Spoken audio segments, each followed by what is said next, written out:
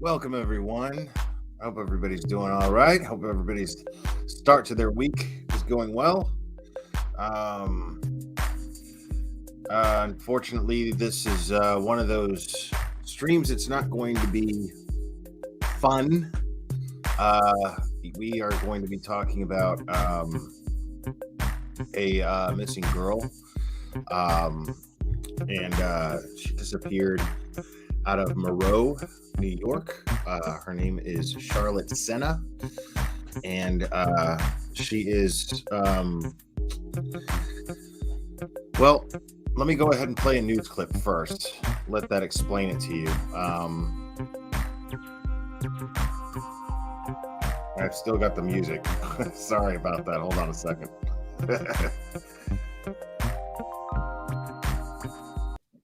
Shut up. There we go.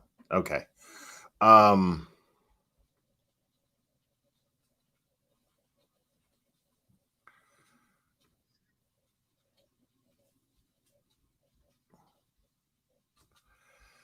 I've got so much stuff pulled up here, so it's like kind of hard to keep up with everything I got going on here. There's a very urgent search for a missing 9-year-old girl in upstate New York. Police there say the fourth grader disappeared after a solo bike ride and believe she may have been abducted. NBC's Stephanie Goss has more. This morning, a desperate search is underway for 9-year-old Charlotte Sena, who police say may have been abducted while out biking in upstate New York. Over 100 law enforcement and volunteers searching for the little girl on the ground and from the air. We are leaving no stone, no branch, no table, no cabin unturned. Police issued an Amber Alert Sunday morning after her parents reported Charlotte missing during a family camping trip. When we couldn't find her here, it was quite possible that an abduction had taken place. Authorities say Charlotte was last seen around 6:15 Saturday evening in Moreau Lake State Park, riding her bike in the campground's Loop A with her close friends. That's when the fourth grader decided to go around one last time by herself before the sun went down. But 15 minutes later, she still had not returned to the campsite. Her parents knew immediately something was up. They called her name. People started searching. People from other campgrounds joined. Police say Charlotte's bike was recovered along Loop A at 6:45 p.m. Her mother called 911. Our Bureau of Criminal Investigation has been conducting interviews with those in the park. Her family telling NBC News, "We just want her returned safely, like any parent would. No tip is too small." They say their little girl always looked out for others with a kindness that attracted so many friends. Hopefully there'll be a reunion. Hopefully there'll be a family that has been traumatized but is reunited. Okay, now, I find that interesting. As soon as Cherry and I started talking about this, we started talking about this yesterday, pretty early actually, and this was immediately. And I never do this. I never jump to any type of conclusions. It's just not usually my way. But this definitely stinks of foul play, and I'm going to get into why I think so. But even like yesterday, I was like, this is all I had to do was just look at a map of the grounds of this park and hear the circumstances, and I was like, yeah, shit, this stinks of an abduction. Um, so let me I'm going to go ahead and play the press conference, and that's another reason why I was like, wait a minute, uh, if the governor of New York is holding a press conference, then there's something a little bit more than just a kid who wandered off into the woods and got lost. Um, so let me go ahead and play that.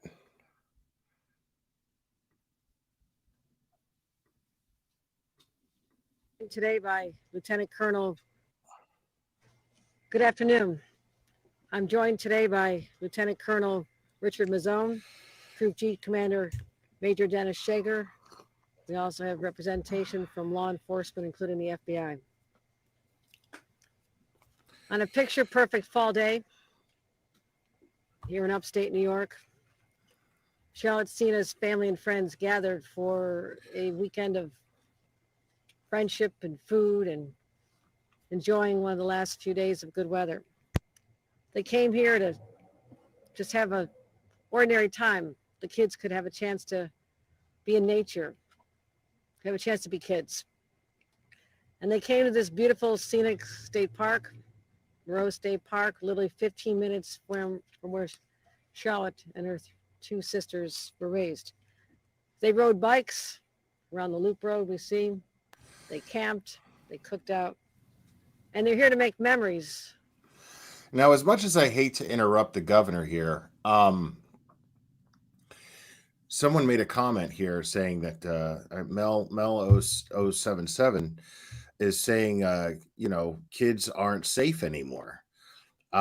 This is a thought to ponder on here, because I think kids are actually safer. The difference is that due to social media, technological advances, due to the true crime genre being something that has become so popular over the last few years, we just hear more about it. That's really the only difference. We're hearing more about it. I mean, when I was a kid, there was always a different kid on a milk carton. There were missing posters of kids all over the place. We just ignored them for the most part. It's just now it's becoming such an issue that we as a society are caring more about it.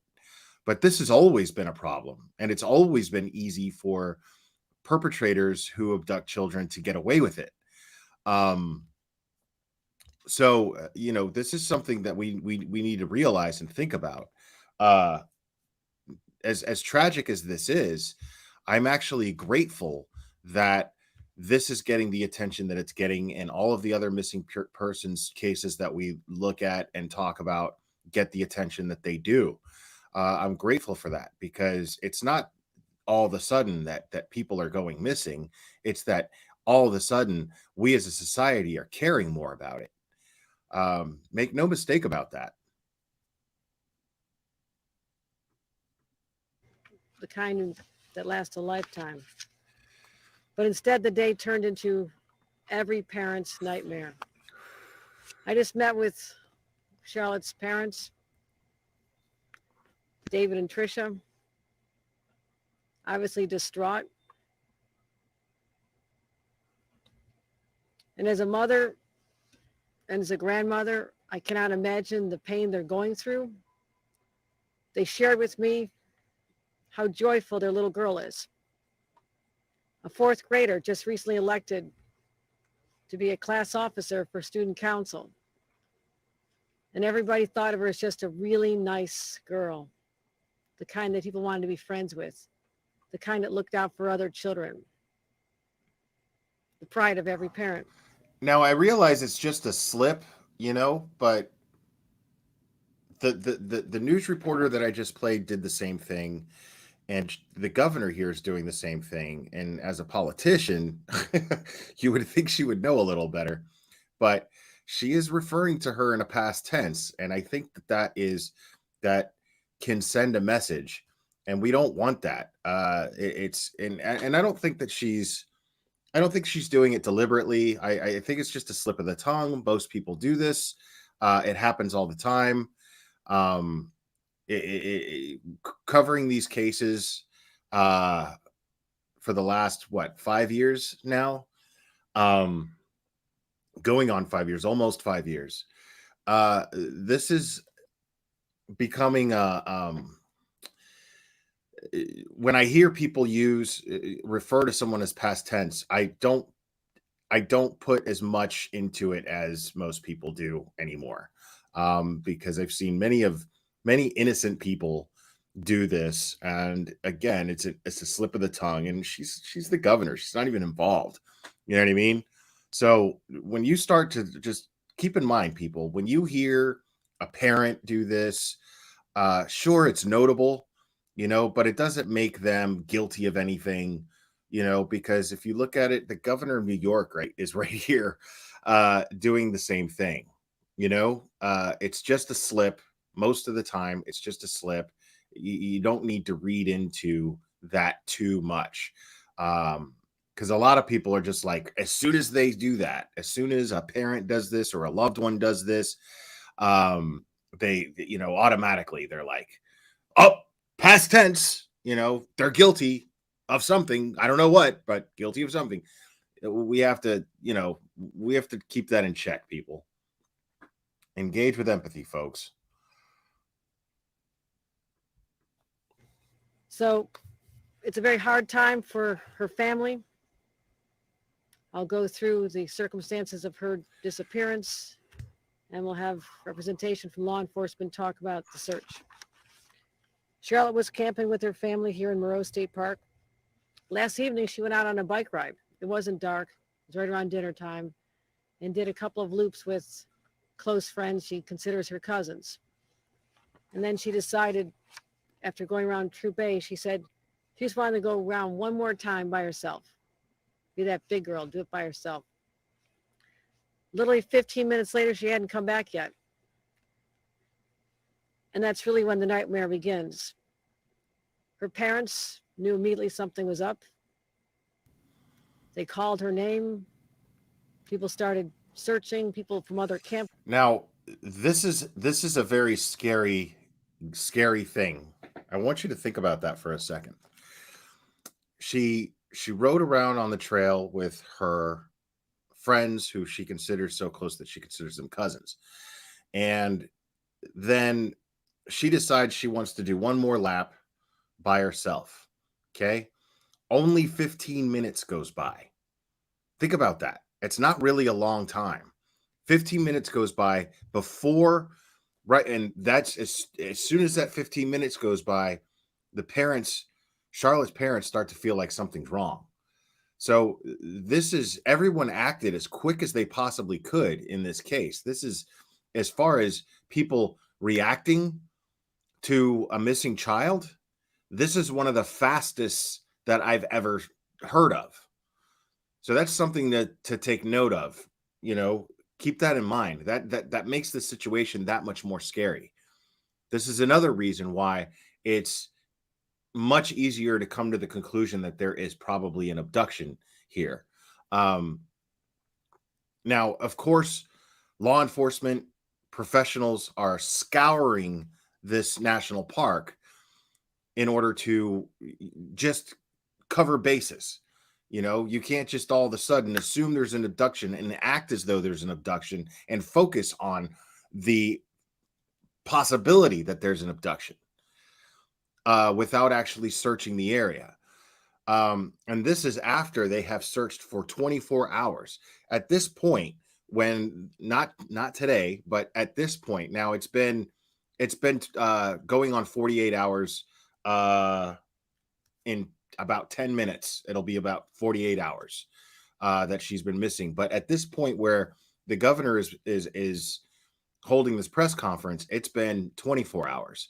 So they have searched a lot and vigorously.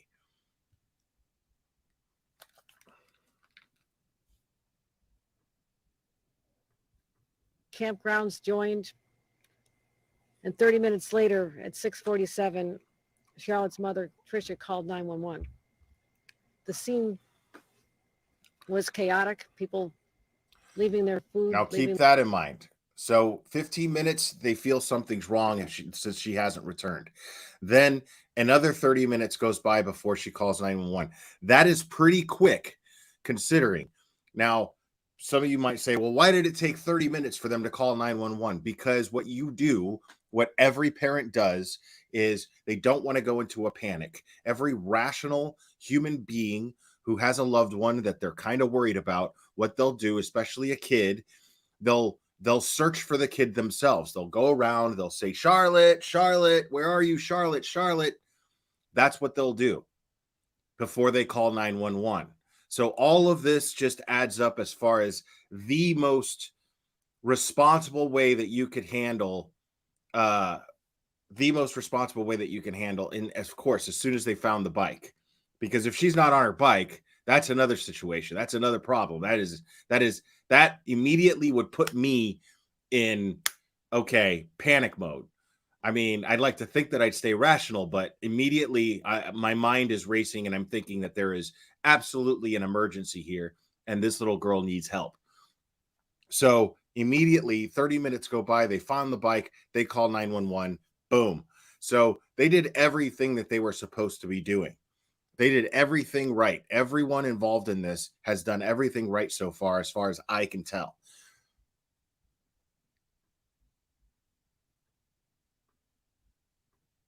Leaving their tables, just everyone in search, calling the name Charlotte. Charlotte.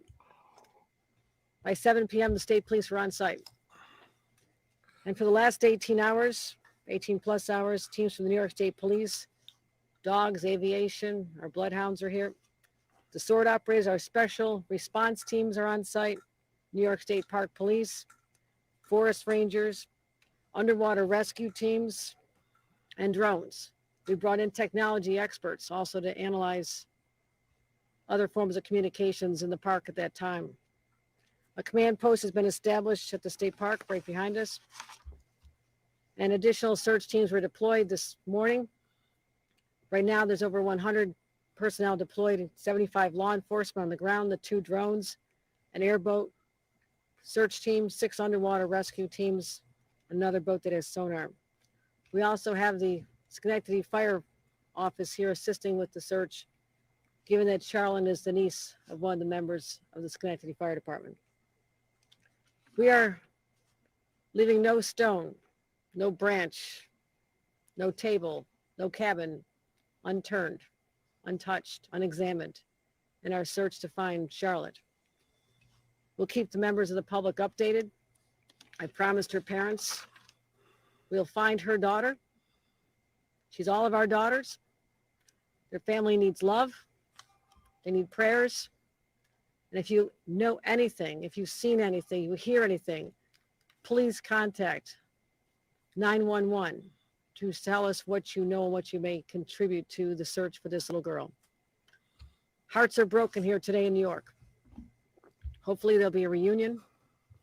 Hopefully there'll be a family that has been traumatized but is reunited. That is our prayer and our hope at this time. With that, let me bring up Lieutenant Colonel Richard Mazzone to follow up on our continuing search for Charlotte. Thank you, Governor. Good afternoon. I am Lieutenant Colonel Richard Mazzone, Assistant Deputy Superintendent of the New York State Police Uniform Force. Shortly before 7 p.m. last night, State Police responded to Moreau State Park in the town of Moreau for a report of a missing 9-year-old female identified as Charlotte E. Sena of Greenfield, New York. Charlotte was last seen at approximately 6:15 p.m. riding her bike in Loop A of the park. At approximately 6:45 p.m., Charlotte's bike was located in Loop A, and at 6:47 p.m., Charlotte's mom, Tricia, called 911 to report the child missing. A command center was subsequently established at the Moreau State Park office, and search teams were deployed, which consisted of New York State Police uniformed troopers, State Police Special Operations Response Team, New York State Park Police, Forest Rangers, and our unmanned aerial systems, underwater recovery team, aviation, and canine, as well as several civilian volunteers. The missing child alert was issued last night, and search efforts continued throughout the night. In addition to our massive search efforts, our Bureau of Criminal Investigation has been conducting interviews with those in the park and around the region, as well as pursuing all investigative leads. Additional search teams were deployed this morning, and an Amber Alert was issued at 9:35 a.m. this morning. I want to thank our state police members, our park police and forest rangers, and all of our law enforcement and community partners for the commitment and efforts to find Charlotte. We continue to dedicate all resources that we can to find Charlotte and bring her home safely. Charlotte E. Sena is a 9-year-old white female with long blonde hair, is approximately 5 foot 1 inch in height, and weighs about 90 pounds.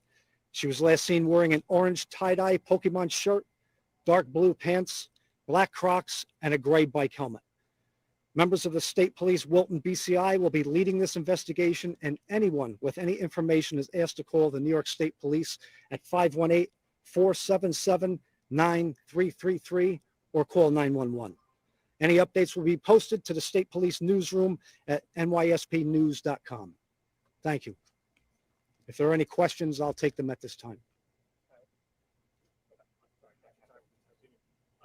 Just wondering what led you to issue the Amber Alert, specifically language in the alert that references an abduction and perhaps Well, following our exhaustive search of the park, we took that step of issuing the Amber Alert because we felt that after that exhaustive search, when we couldn't find her here, it was quite possible that an abduction had taken place. I was just wondering in terms of how much of the park has been covered so far. Where exactly? It's a relatively large park. Well, certainly we started at the area that she was last seen, and over the course of the last 18 hours, we've conducted an exhaustive search of the park. We've been checking the waterways. As I mentioned, we have our drones and aviation assets looking from above while our teams are on the ground. We had a bloodhound assigned to this area, several other canines. So I feel confident at this point. We've conducted a search of this park, and we're going to continue with that while we also search every other avenue. Now they're still searching this park. Make no mistake about that. They're still searching, but what they normally do is obviously the tactical way of searching. I mean, 101 would be start at the area where she went missing and then fan out, basically. Just fan out in all perimeter, the entire perimeter, and just widen that perimeter as far as your search goes. That would be the most logical way to search, and the way he's explaining it tells me that that's exactly what they were doing. And they were using bloodhounds, drones, everything that you can think of. And as far as I understand it, the park is closed to the public. Everyone has been told to leave. Everyone has been canvassed and spoken to, interviewed, and they've done everything. We're going to go over that, Jax. They've done everything they can, and now at this point, it's for professionals only to be in that park searching. Now they have to search the park. Now, a lot of us are sitting here going, well, they need to be focused on finding a vehicle. Well, maybe they don't have a vehicle to look for. They don't know what to look for. I'm going to get into some of that too. We're going to get into that. But I just wanted to pause to ensure that I feel 100% confident that they are doing everything they can. If the governor of New York is standing there and showing this much interest in one missing child, I can almost guarantee that they are doing everything that they can, because all of these officers, all of these professionals have to answer directly to her at this point. She wants answers.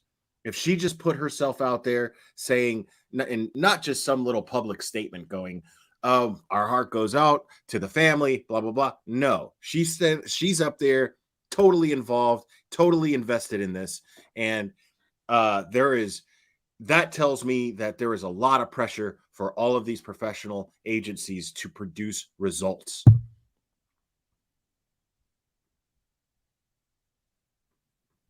Happening. Certainly that possibility exists, yes.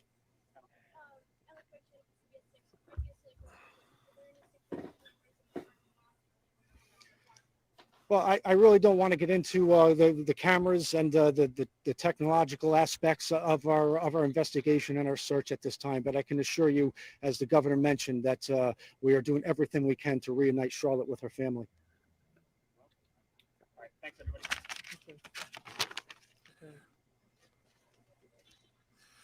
I mean, Cynthia Chamberlain, I would assume that they did. I would absolutely assume that they're running every possible forensic test on that bicycle that they can to get any type of evidence that they possibly can, because I am absolutely convinced that they feel that this is an abduction. Um, so let's take a look real quick at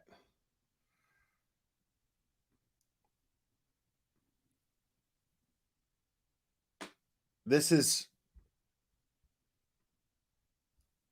the campground right here. Okay. Um, this is the campground right here. So in my community post, I have this area highlighted, but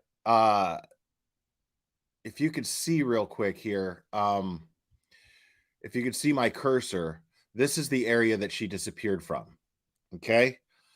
Um, now you can see that there is a road very close to that. All right.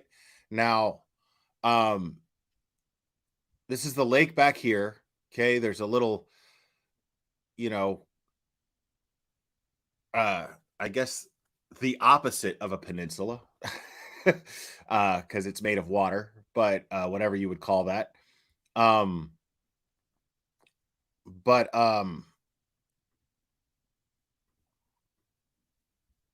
here,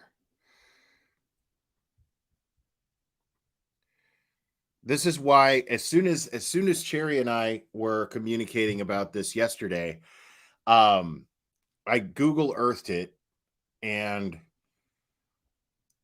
then immediately is when I was like concerned, super concerned, because is this is the area right here. If you could see my cursor, okay, this is the area. Oh man, how do I get rid of that? There we go.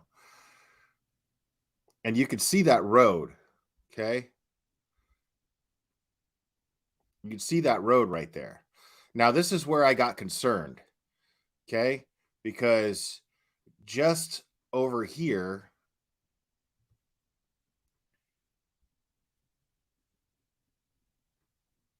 is the main road that leads to, because obviously you could just go this way and get to this main road, but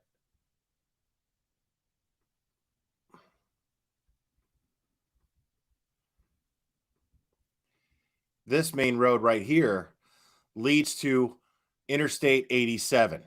Okay. Very easy. I mean, I don't see how this would take more than 5 minutes to get from where she disappeared from to, I mean, you're looking at it right here. This is right here where she disappeared from. You can take a road that goes to right here to this road, and then very easy to jump on I-87. 5 minutes is all it takes. 5 minutes, and she has been gone for 48 hours. Okay. So,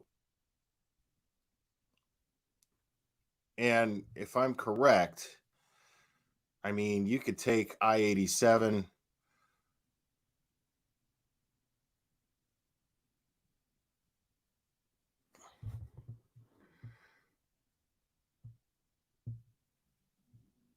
I mean, how far does I-87 go? I mean,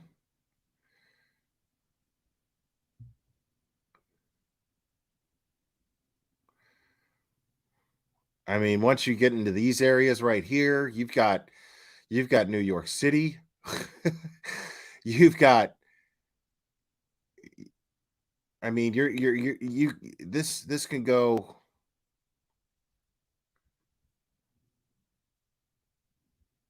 I mean, they could get anywhere.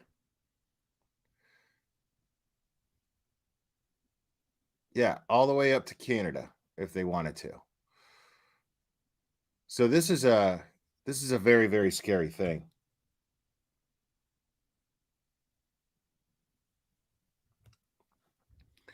I mean, there's all kinds of, they could have gone south, they could have gone north. Um,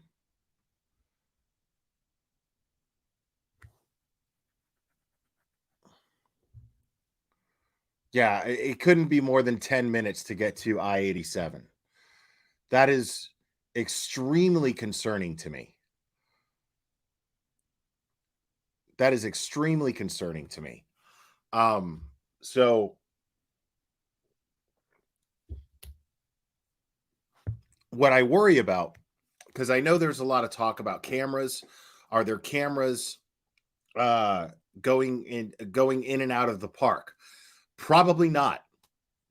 Probably not. Um, Probably why that state trooper was avoiding the question. And I'm not saying he was trying to hide anything or anything like that. He was just going to say, I don't want to get into that, blah, blah, blah. But normally when we hear that, we're, the answer is usually, when the question is, what about cameras? Are there any cameras? Are you guys reviewing any cameras? Well, I don't want to get into the camera thing. And it could mean something that I don't know anything about because I'm not an investigator. I'm not a cop. I don't know. But normally when we hear a question like that, and if there are cameras, they'll say, yeah, we're canvassing all the cameras. We're looking at every single camera, blah, blah, blah, blah, blah. We're doing everything that we can. And he did say we're doing everything that we can, but he was like, I don't want to get into the camera stuff. So that was what bothers me, because what bothers me is if they believe that she got into a vehicle and the vehicle took off and got on I-87 and got on I-87, then okay. All right. Thank you, Cherry. I mean, they don't even know what to look for. Because when you think about it, I mean, they have no idea what to look for. They don't know what kind of what make, model, license tag, nothing. Because if they had that stuff, I guarantee that they would say, be on the lookout. There would be a be on the lookout, and I mean public. They wouldn't keep that secret. They wouldn't say, oh, yeah, we don't want to tell the public, put them in a panic that there's a vehicle. No, there's an Amber Alert. Every time there's an Amber Alert and they have a vehicle, it's included in that Amber Alert. The make, model, if they have that information, it's in the Amber Alert. It's in the information. If you see this vehicle, you call the tip line, period. So I worry that they do not have any information, any leads. That is what concerns me. Let me see. Cherry just sent me this. So it says here, an extensive search for Charlotte Sena continues. The search, which is being, now this is a press release by the Saratoga County or by the New York State Police, Major Dennis Shager, Troop G commander. And this was updated as of today at 4 p.m. Eastern. The extensive search for Charlotte Sena continues. The search, which is being led by New York State Department and Environmental Conservation Forest Rangers, has expanded over 46 linear miles at this time. Approximately 400 certified search and rescue personnel are actively searching. The searchers originate from law enforcement agencies, 34 volunteer fire departments, along with private search and rescue groups. Now, remember, Charlotte's uncle is, I think she said, the Sindiki Fire Department. She has an uncle in the Sindiki Fire Department. I think that's what the governor said. New York State Park Police, DEC Environmental Conservation Police officers, Saratoga County Sheriff's Office, this is what she said, not Sindiki, but Shenadade. I don't know how to say that. County Sheriff's Office and Police Department, Federal Bureau of Investigation, New York State Department of Corrections and Community Services, United States Marshals Service, National Center for Missing and Exploited Children. This remains continuous This remains a continuous 24-hour operation, and all received tips and information are being followed up on. The people in this community are strong, and we support one another. We are asking our community to come together today to help Charlotte and her family. When a child disappears, members of the community often have information they do not realize is valuable. This information is crucial in establishing a timeline of what happened. If you or someone you know visited Moreau Lake State Park on Saturday, the 30th, please email crimetip@troopers.newyork.ny.gov. Sorry, let me read that again. crimetip@troopers.ny.gov. You may have seen or heard something valuable to our search for Charlotte. Whether you were there to take a walk, camping with family and friends, or for any other activity, we ask that you contact law enforcement. No detail is too small when searching for a missing child. Any search and rescue trained personnel who wish to volunteer can email rangers@dec.ny.gov. Please include your name, contact information, and credentials in the email. Someone will contact you if assistance is in need.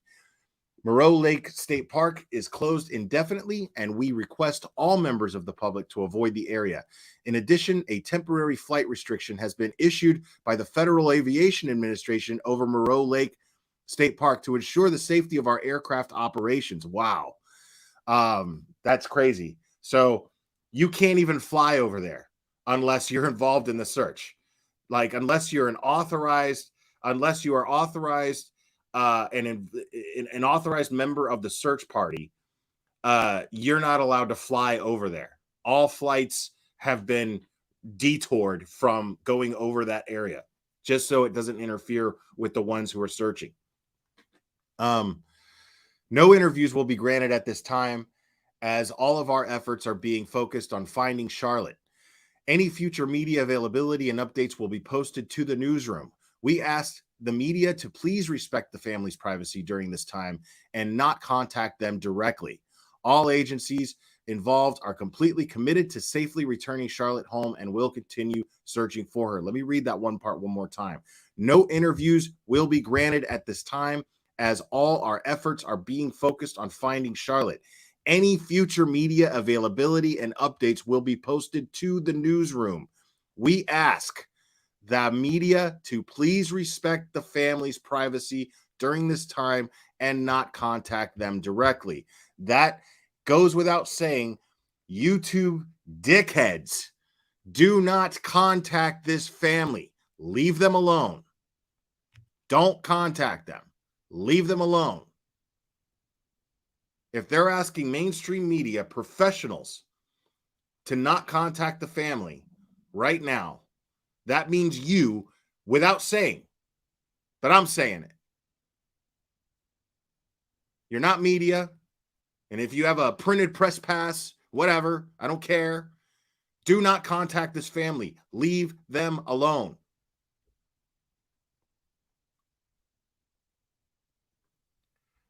On behalf of us, on behalf of all of us in law enforcement working together, we would like to thank the community for your overwhelming support in your assistance to help find Charlotte. Charlotte is a bright and adventurous girl who loves to be outside. Charlotte has a huge heart and wants to create a club at her school for kids who don't have friends. Wow. She always put others first. Please know that we continue to work around the clock to bring Charlotte home. Wow, look at all of those volunteers. That is crazy. I can't blow that up, but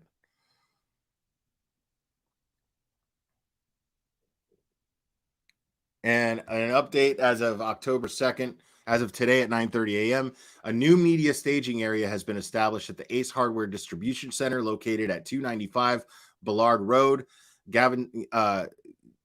Gainesville, New York. In addition, there is an alternative location at the Moreau Lake State Park, Lake Bonita Trailhead at 740 State Route 9, Wilton, New York. We ask that all media avoid the state park entrance and command centers to prevent impeding on the continued search effort for Charlotte. Future media availability will be posted here with the location time. That means you, JLR, don't go showing up there. And I know Dolly tried to, moron. New York State Police in conjunction, this is as of yesterday at noon, 12:30 p.m. New York State Police in conjunction with New York State Governor Kathy Hochul, I think, will be holding a media availability at 1:30 p.m. at the Monroe State Park office at 605 Old Saratoga Road, Gainesville, New York, 12831 to provide an update on the search for missing 9-year-old Charlotte Sena. And this is as of 10 a.m. yesterday. I'm going backwards here, just so you know. On the evening of September 30th, 2023, Charlotte was entered as a missing child through the Department of Criminal Justice Services. The extensive search for her has continued overnight and into the daytime hours. Out of an abundance caution and due to the length of time that has lapsed on Amber Alert has been issued. No press conference is currently scheduled as all resources are directed in finding missing child. Any information and time location for the future media availability will be posted in the newsroom.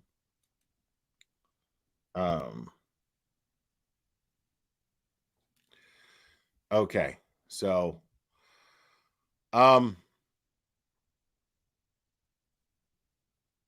now, I mean, as long as, like, I stand by let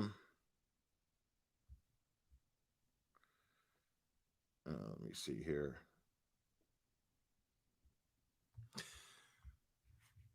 I mean, he's just going to get kicked out. I see that there's some messages being deleted because people are saying that JLR is on his way there. And he's just going to get booted away. They're going to tell him to leave. But this is the thing, is I wish people would just respect that. You know, I'm not ready to give JLR the benefit of the doubt. I'm just not. I'm still under the impression that he's the type of person to sit there and say, hey, well, I have the right to be here. You can't stop me from being here, without any regard for the integrity of the investigation, which is focused on finding a missing 9-year-old girl. Yeah, I know. Yeah, he was in a hotel room, and he was like, yeah, they ain't gonna let us search, man. They ain't gonna let us search. Well, you know, yeah, this is one of those missing persons cases and one of those searches that is incredible. This is the most high profile search that I've ever seen. I've never seen the governor directly involved.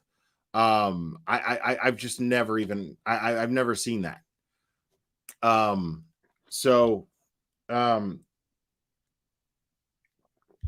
mean, when you look at,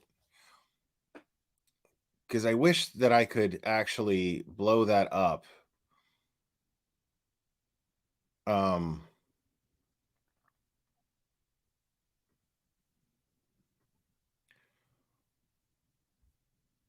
But when you look at this,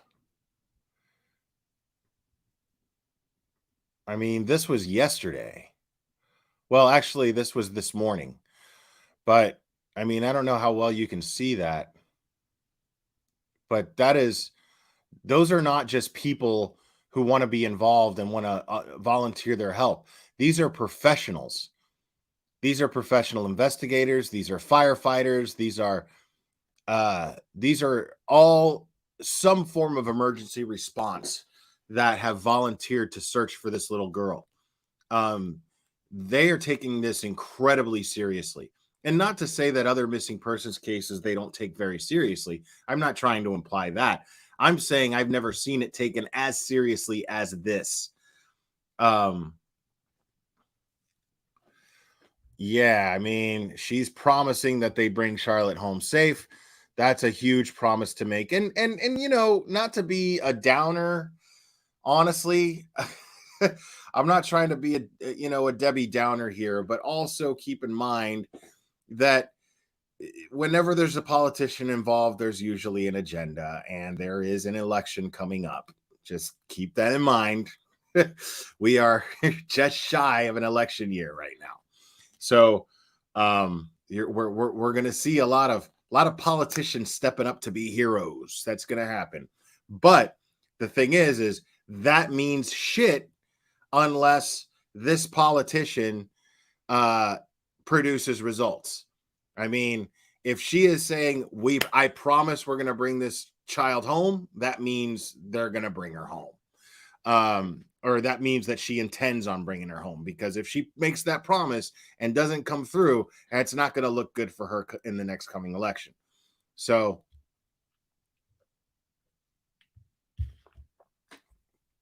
now,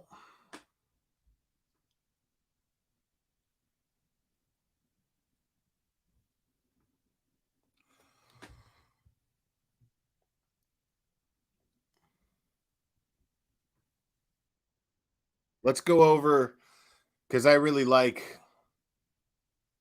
I'm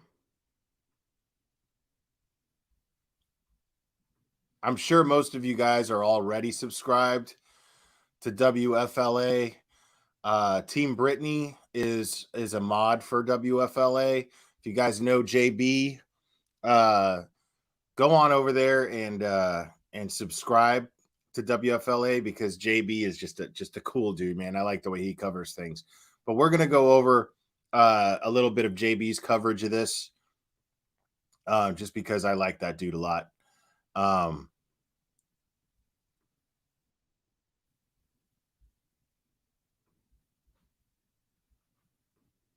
And I dropped the link in chat.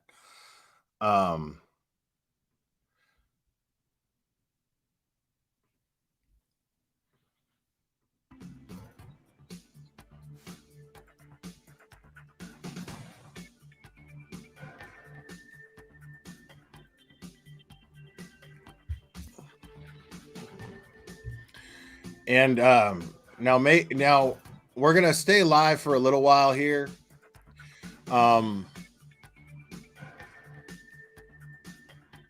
We're gonna stay live for a little while here.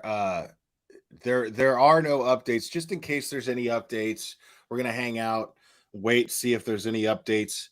But there's no updates other than the FBI now being involved.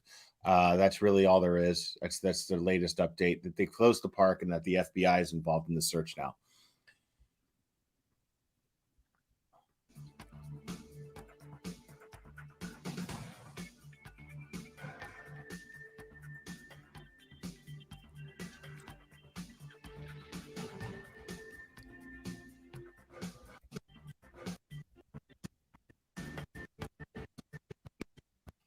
Guess it's just waiting for chat to fill up. Hello there, folks. JB here with you in the Stream Center. We're about to get underway with the latest on the urgent search for missing 9-year-old Charlotte Sena in upstate New York. I just want to let you know, we got people filing in here on YouTube and in some other places. We're just trying to get our second guest loaded into the WFLA Now Zoom room. So stand by. We are, of course, waiting for our guests to just kind of get situated. We'll begin the live. Now, yeah, I saw this earlier. Duty Ron was a guest on here, so that was kind of cool. And I think Team Brittany is also a mod. So show some love to Team Brittany. She helps out WFLA News, and she also helps out Duty Ron. Live stream here momentarily. Stand by.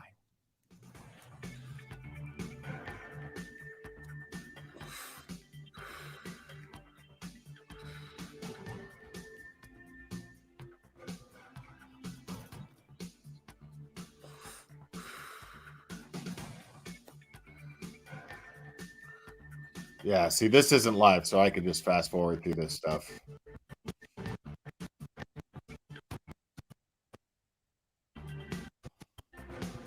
All right, come on. At Moreau Lake State Park nearly 48 hours ago. New York officials say she might have been abducted, but so far today, almost no new information as multiple agencies and volunteers look for any sign of Charlotte. We're live here in the Stream Center to break down what is happening at this hour. Hello there to you folks. JB here with you in the Stream Center.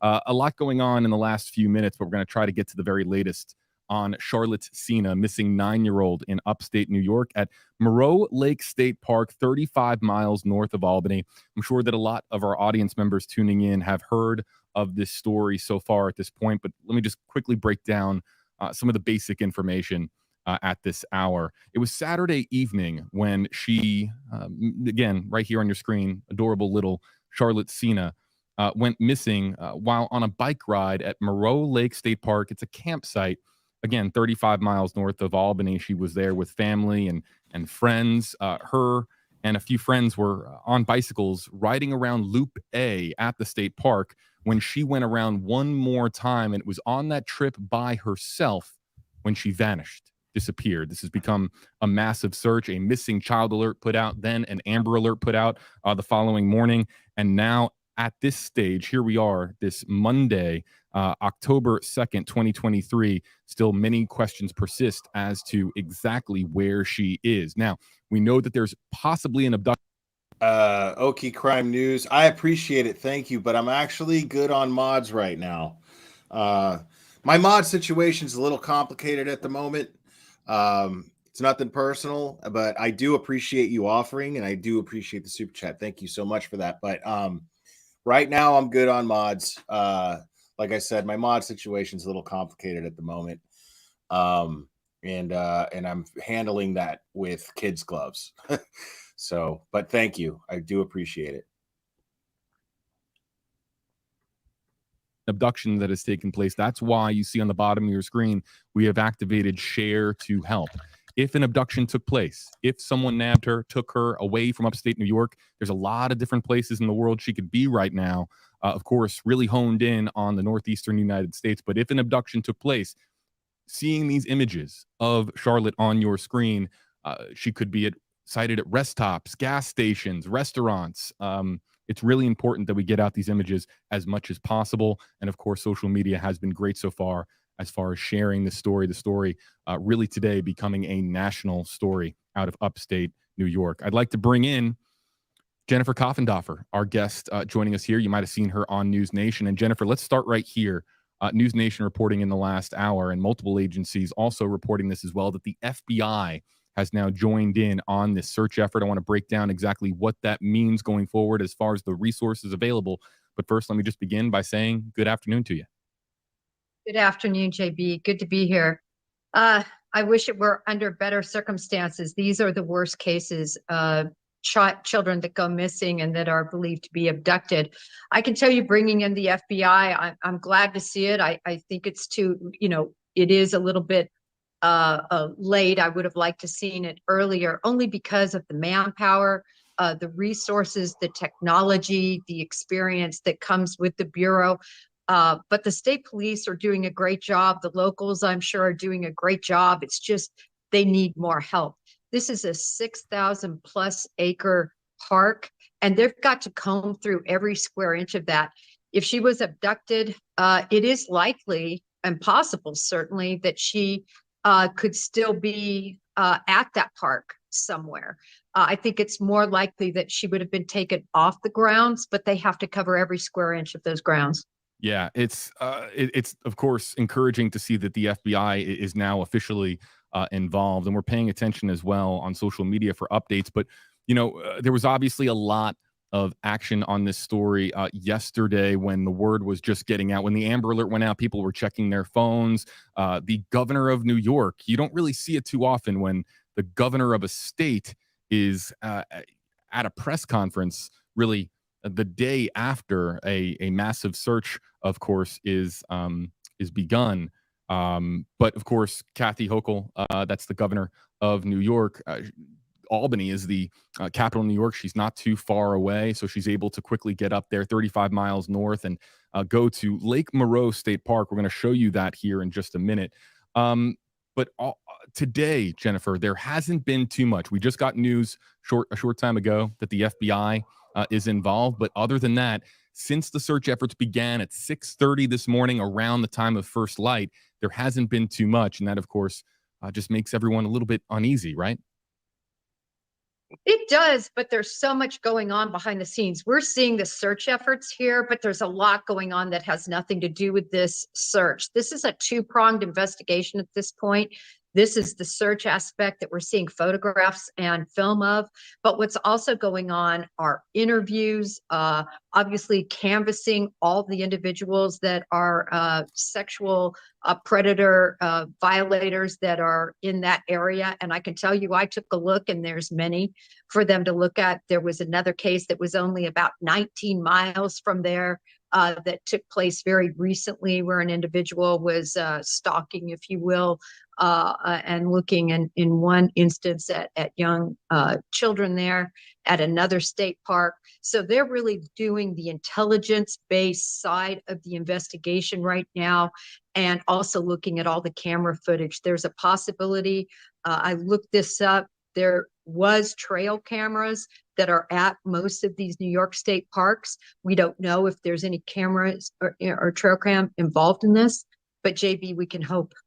Yeah, of course, there was the erroneous information that was put out on some social media platforms about there being video evidence of the abduction. Of course, everyone remember, when we have a situation where we're not getting too many updates from authorities, from credible sources of information, people will use that opportunity to try to share out information to get clicks, to generate attention their way. Just be mindful of where your information is coming from, and don't believe everything that you see and hear. Always ask yourself, where is this information coming from? This live stream is interactive. We are going to be bringing on another guest here momentarily. I believe he is still hanging out in the waiting room, and we have a few more guests that are scheduled here over the course of the live stream. Let me also point out here that if we hear anything about a press conference, we're going to carry it here live. What we have seen so often in the past is, in a situation like this, where, of course, a story goes from local to the national level, and you don't hear a lot over the course of the day. What that usually means is towards the end of the day, you might get a press conference. That's based on past stories, of course, that we have covered. But I want to be clear, no press conference has been called at this time. If it does happen, we are going to carry it right here on this live stream in the hours ahead. Now I see people are asking how many miles is the state park? How many square miles? I'm not finding that. I'm on the state park's website, and I'm not seeing how many miles it is. I know it has. It says it's. Let's see. It says it's. Oh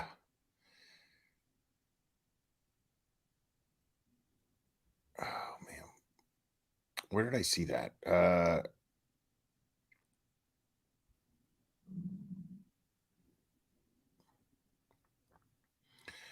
Yeah, I mean, it said, all it says is that it features over 20 miles of hiking trails. Um, but it says it's 6,250 acres. That's all it says. I don't know how much that is in miles, but 6,250 acres is what the state park is. But I want to bring in some of the comments that are coming in, and I want to start with Doris here on Facebook Live. And again, you can use hashtag. You see the hashtags on the white stripes underneath our names, hashtag HeyJB, hashtag HeyJennifer. If you use one of those hashtags, it goes right into the queue here on my screen in the stream center here to the left. And I can load up your comments on screen, but only if they use one of those hashtags. That allows us, of course, to look at the comments that from people that want to actually be Remy. featured here on the live stream. So we go to Doris's from Facebook Live, hashtag HeyJB. Did they find the bike? And yeah, they did find the bicycle about 6:45 on Saturday evening. That's not too, that's pretty much right after the time when she was initially to. Now that picture right there, that's the shirt that she was wearing. So I'm assuming that is the most recent picture of her. It looks like she's on campgrounds. I'm just going to assume that is the most recent picture of Brittany Sena, or Brittany, sorry about that, of Charlotte Sena, considering that this is the shirt that she was described as wearing. And Kelly gifted a membership. Thank you so much. Sean Pellegrino was gifted a membership. Congrats, Sean. Thank you, Kelly. Appreciate that. But I'm assuming that this is the most recent picture of her. Now, like I said, considering that she looks like she's on campgrounds, um, and this is the shirt that she was described as wearing when last seen. So I'm assuming that this is the most recent picture of Charlotte Sena. That's pretty much right after the time when she was initially determined by her family to be missing. This is you can almost picture it, right, Jennifer? Little girl excited to be at a campsite, a beautiful day in upstate New York, goes to a campsite with her family, just is loving going around doing laps around this campsite and just wants to do one more, almost begs. You can almost envision a scenario where that little girl, where Charlotte asks, okay, can I do one more lap all by myself? And it was on that one additional lap when she was by herself that she vanished. And yes, the bicycle was found. Well, JB, this case almost perfectly, in a lot of senses, mirrors the Amber Hegeman case, which was the whole reason for the Amber Alert beginning back in Arlington, Texas, where she was on her bike and she was actually with her brother, and she decided to go it alone, just for one last ride without her brother, and was taken and was found, of course, about 4 days later. Someone in chat asked about a membership. I just put the link to the membership in the chat. So if you want to become a member, it's there. That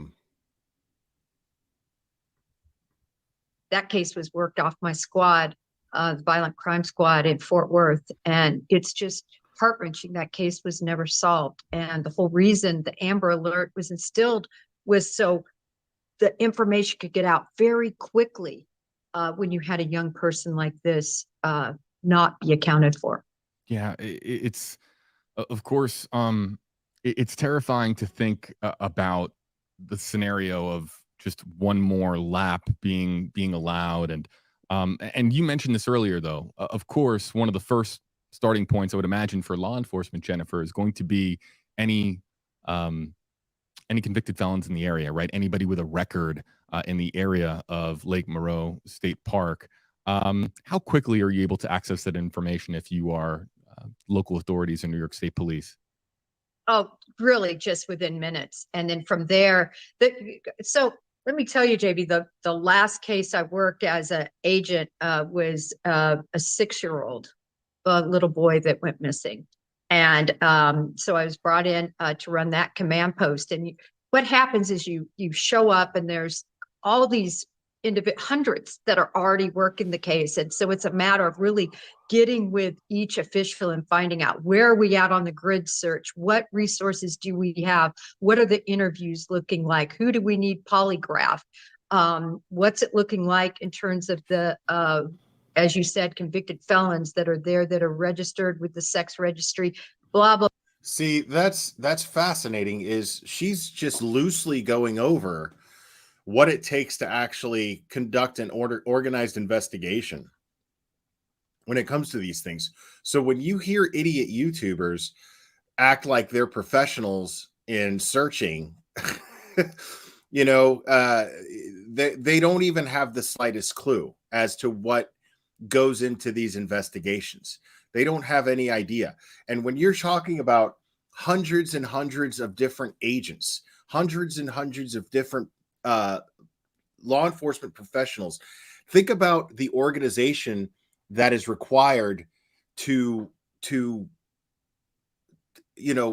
make this thing run smoothly, to tactically make these things run smoothly. And that means one hand has to wash the other. That means everyone has to be on the same page. And it would take some serious like organization and discipline and I'm talking self-discipline there's a chain of command and everything has to be in concert. You can't have just a bunch of chaotic madness going on where they're like, oh, we're going to look over here, we're going to look over there. That's not how it works.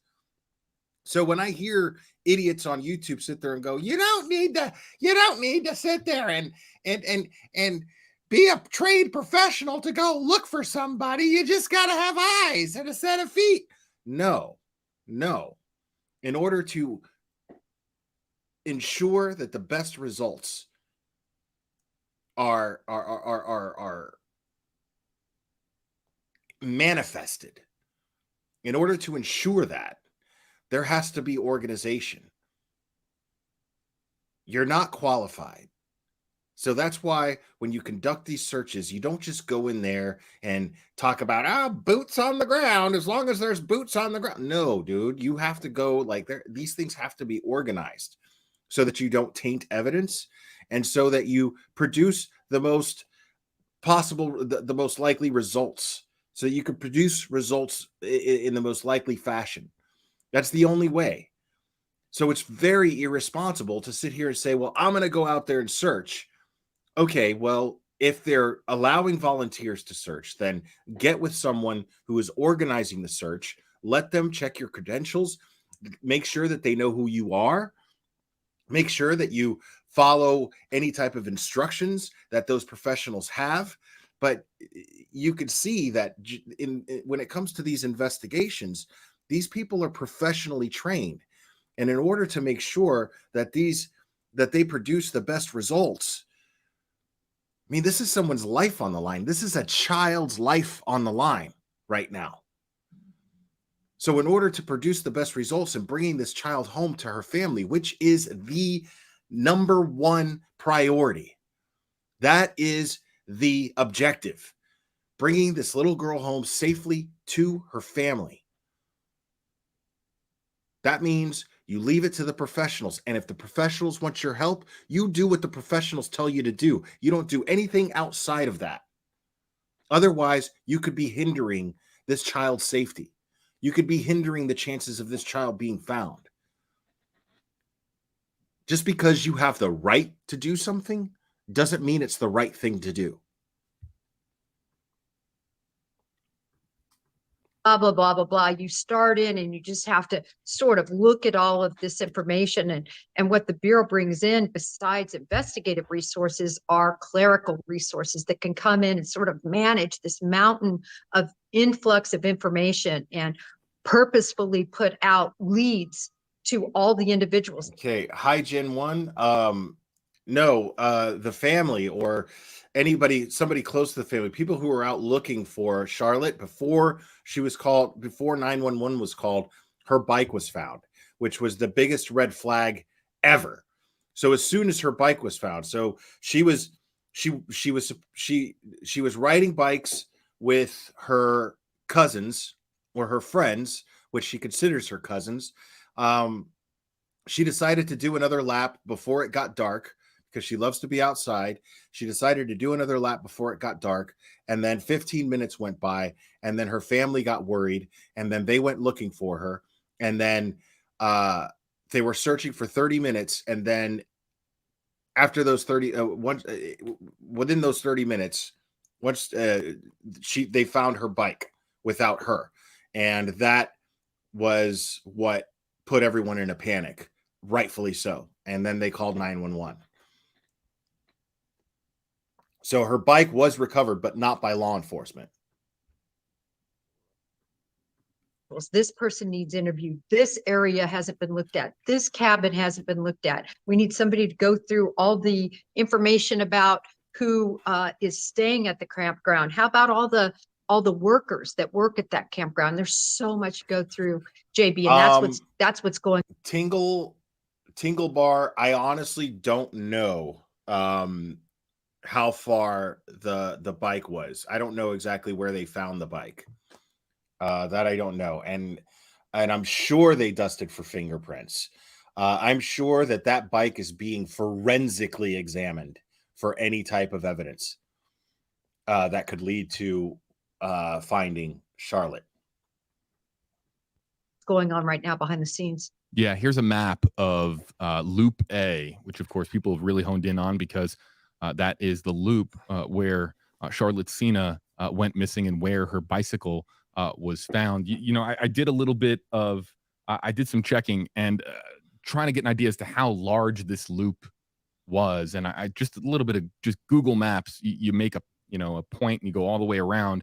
It's almost exactly a third of a mile, or if you I think it's about 5 or 6 football fields to be exact. So that gives everybody some perspective as to just how large this loop is. But as our commenters are noting, it's right there off of Old Saratoga Road.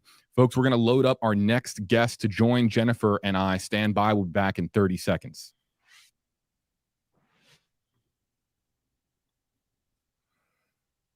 All right, let me do this.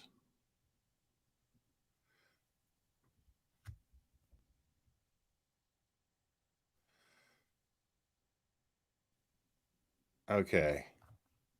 Using StreamYard? All right, now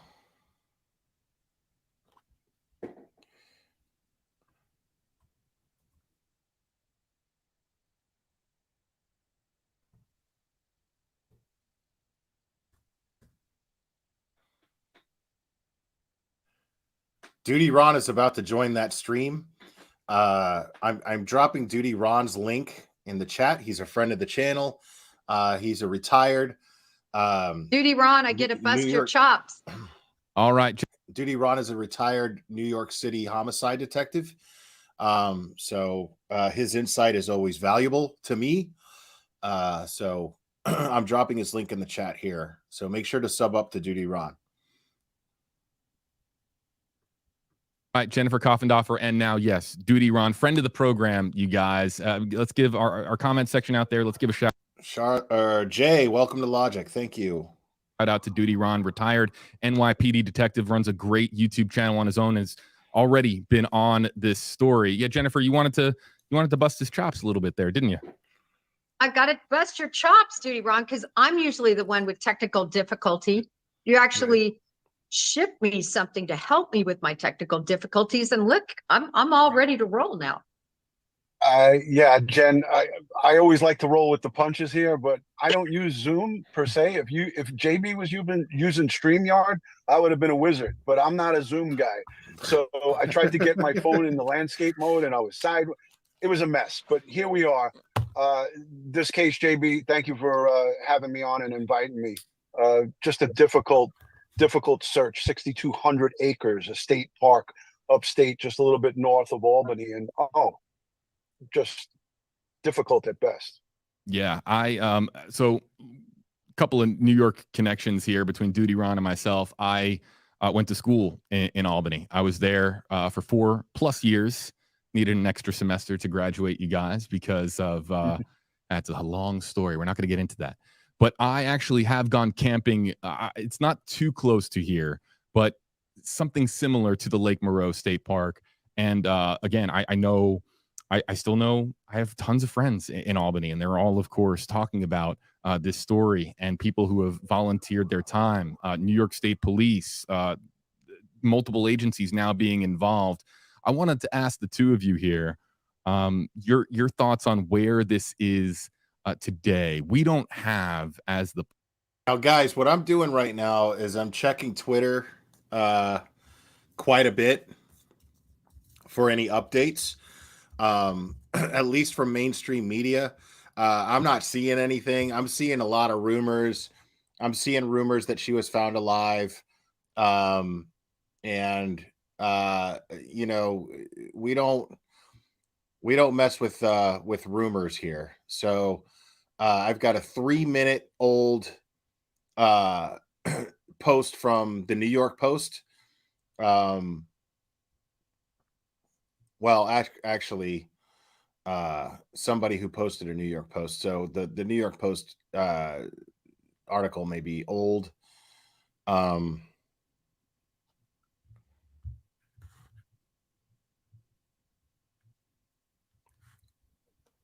me see something here. Let me go ahead and keep playing this while I look. As the media, the public, as people that are just clamoring for any new information on this story, we don't have obviously that inside access. But what we do have is someone who is a retired New York Thank City you, Mar. police detective, Appreciate somebody it. who's a retired FBI agent. What do you think? Okay, let me check your messages here real quick.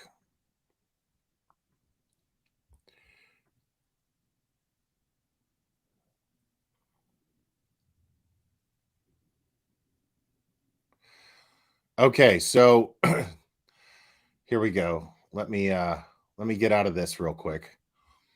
So it says here Charlotte's been found alive, folks. And this is by a local mainstream media source. Let me stop this. Let me share that real quick. Thank you, Mar. I appreciate that update. All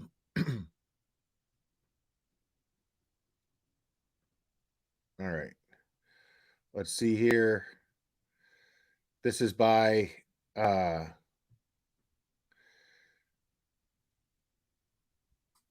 this is a Facebook post breaking by WNYT News Channel 13. Says Charlotte Sena 9 has been found alive. Sources tell News Channel 13. Mark Mullen. More to come. So I'm going to stay on here, and we're going to keep listening to Duty Ron here. But I'm going to stay on here, and we're going to keep checking for updates on that, guys. So stay here, and I promise you I will continue to give any updates. But if this is true, this is good news because that is a reliable news source. Okay, let me click on that real quick and see what. Okay, hold on. All right, so what I'm going to do is we're waiting on. It looks like they're going to give an update.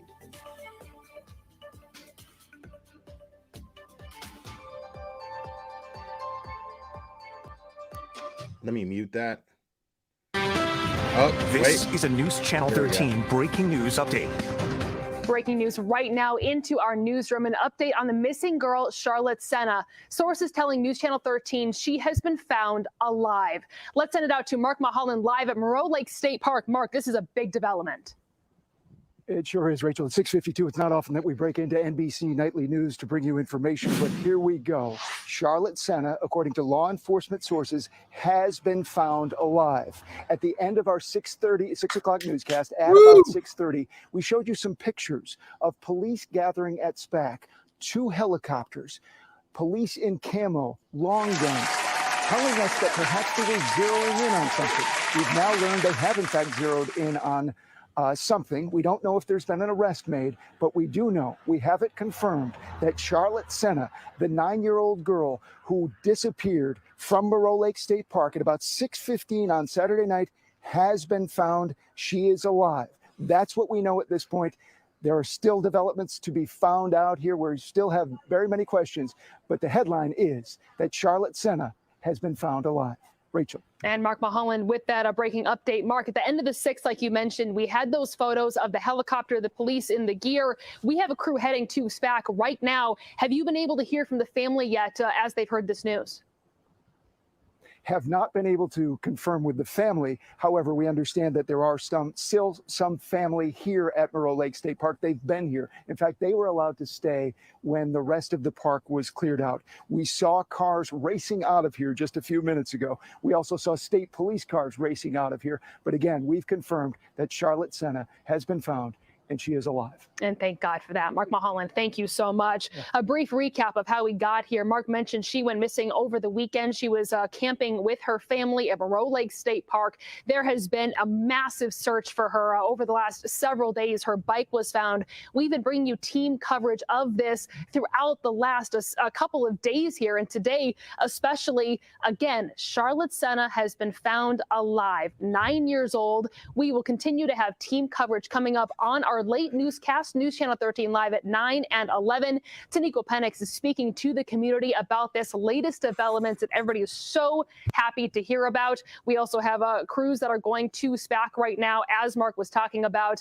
As we get more information, we will continue to bring you updates on air and online. We will cut in as necessary, and you'll have the latest live at 9 and 11.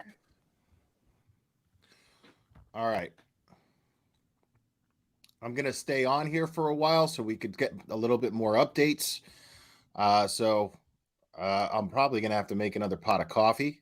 But I'm going to keep checking Twitter. To see what we've got. Yep. And Jennifer Coffindaffer, who was just there, who was just being interviewed by WFLA, we were watching, who was on panel with Duty Ron, confirmed on Twitter that very same news report. So she shared it. I'm pretty confident. Chronicles of the Shady, friend of the channel, also a mod, also shared this update. So we're just going to hang out, wait a little while, find out any details. I wonder, we don't know if she has been abducted. We don't know any of the circumstances of how she was found. Maybe she was found in the forest, maybe during their search. Hopefully, no harm has come to her.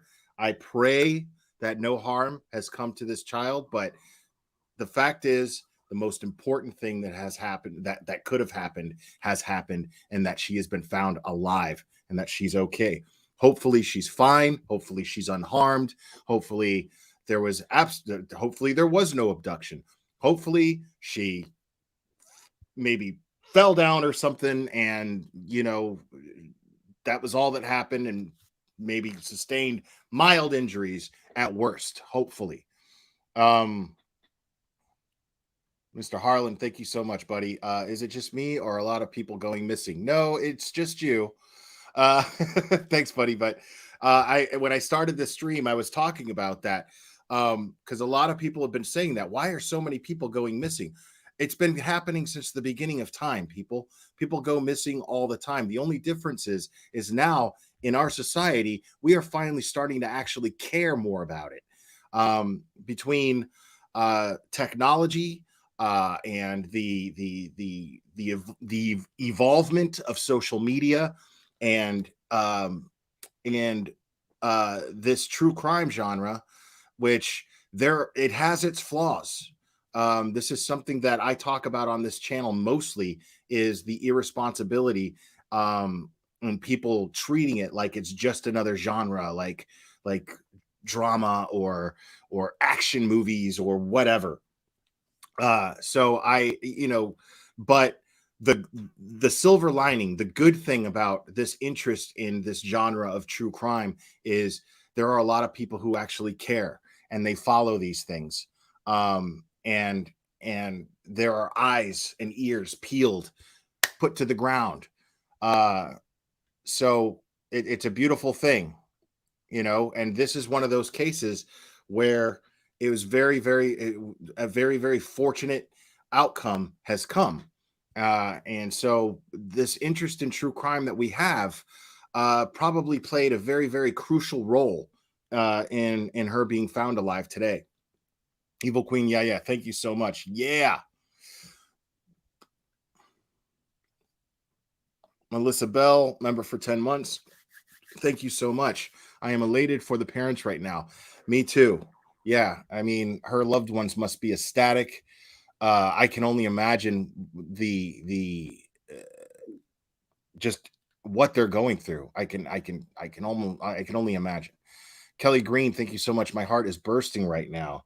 Yeah, this is this is honestly and Jen Kitty, thank you so much. My best news today. Agreed. Yeah, this is one of those times where I love being a YouTuber. This is one of those times because when we get to cover these cases, then when we get to cover these cases, and this happens, this kind of thing happens, it's overwhelming. I am in my mood went from hold on, Cherry's yelling at me. Let's see. And now there is an official. Let me share this real quick, guys. Thank you, Cherry, for that. Be Real, member for 6 months. Welcome to Logic. Thank you so much. Now, hold on a second. Let me share this.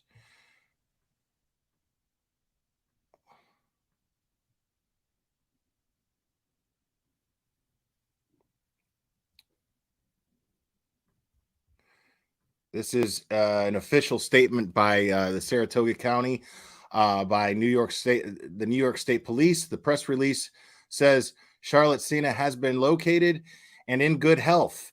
A suspect is in custody. This is still an active investigation. More details will be released as they become available. Wow, man, that's crazy, dude. So someone absolutely did abduct her, and they caught him. They caught him. People, let me explain something to you guys right now. You people are heroes. Every single one of you that shared this story, that put her description out there, I guarantee you that played into everything. That played into this investigation.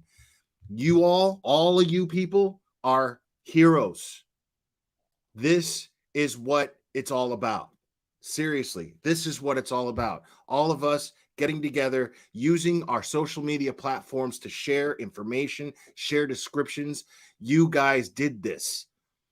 I mean, obviously, of course, the professionals who investigated this, who chased down leads, did everything they could to canvas, I mean, everything that it took to actually find out what happened to this little girl, and it was caught in time. They got a suspect. She's safe. This is the best possible outcome of an abduction that could absolutely happen.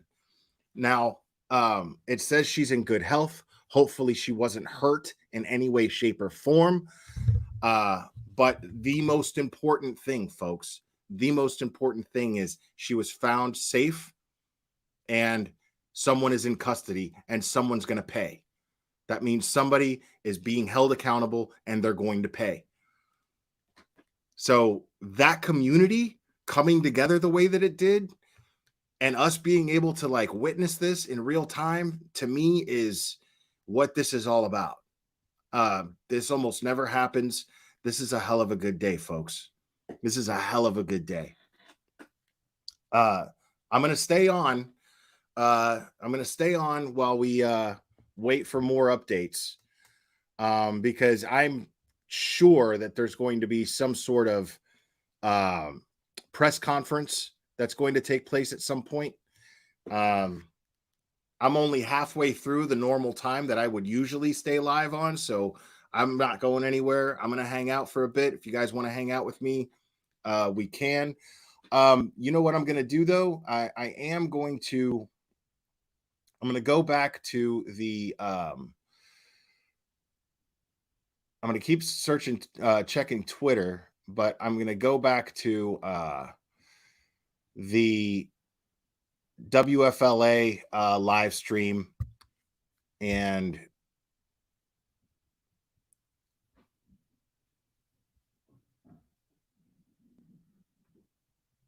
listen to the insight of these investigators, being Duty Ron and Jennifer Coffendafer.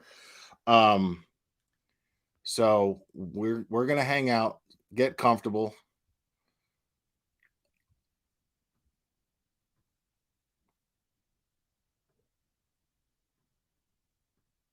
Think the search for Charlotte Sena looks like today? Duty Ron, why don't we start with you?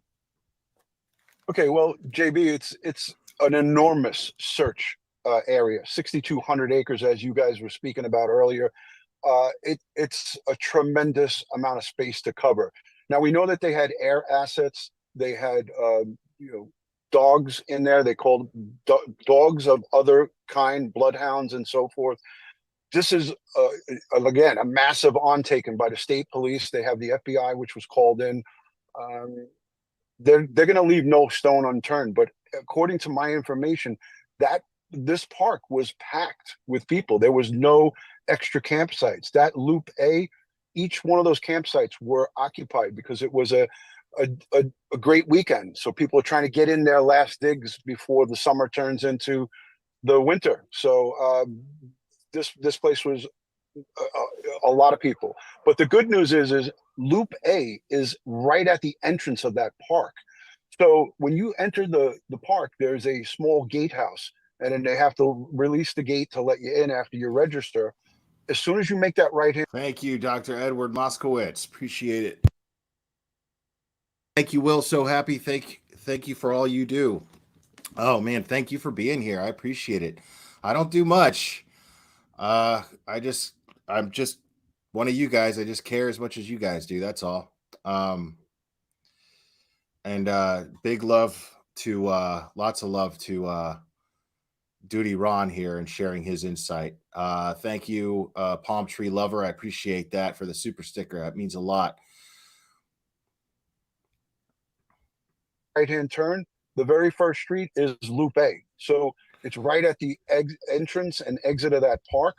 So hopefully they have some type of video surveillance at that booth. I'm hoping. I looked, I didn't see any, but maybe they had something inside. That's what we hope for. Anybody that could have gotten some kind of view of somebody leaving that location, because it was a very short period of time. Jennifer, obviously video surveillance, if it does in fact exist, if there's any surveillance system of any kind, it's crucial to this case, no?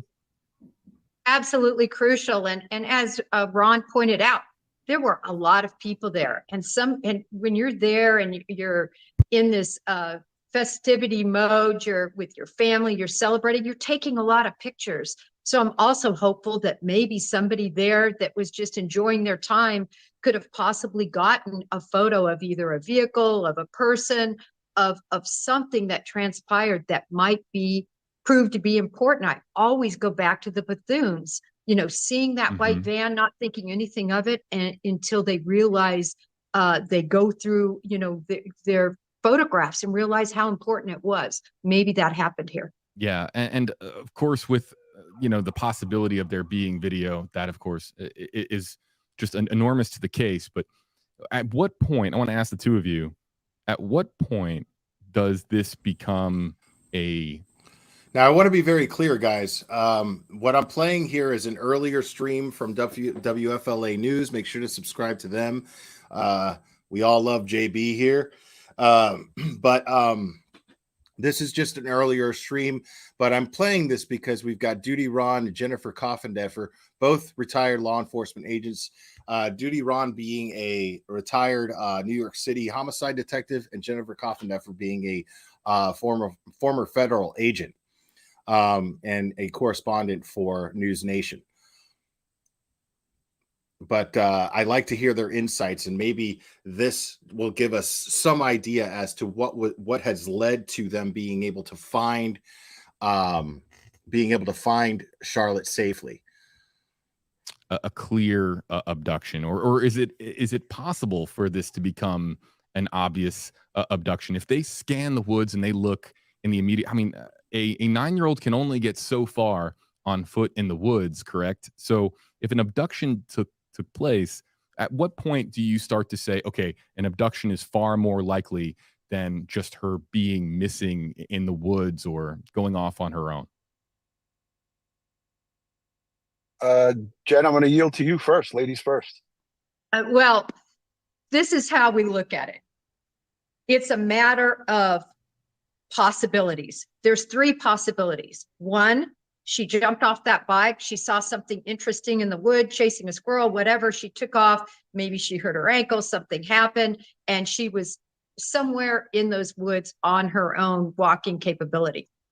The other aspect we always look at first and foremost are the people in her inner circle, family, that she was there with. Could they have been involved? Something like that. So those are the first 2 things you look at. Once you eliminate those, which you could do pretty darn. Now, for those of you just joining,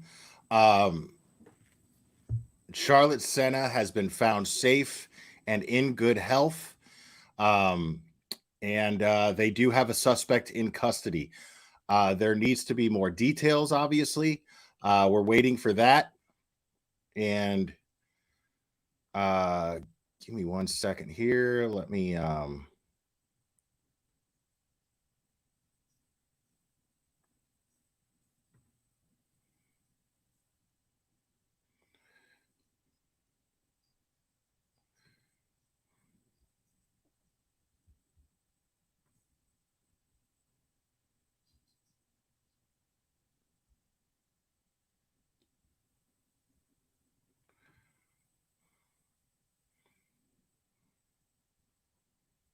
okay. I don't have, all right. Again, I'm just waiting on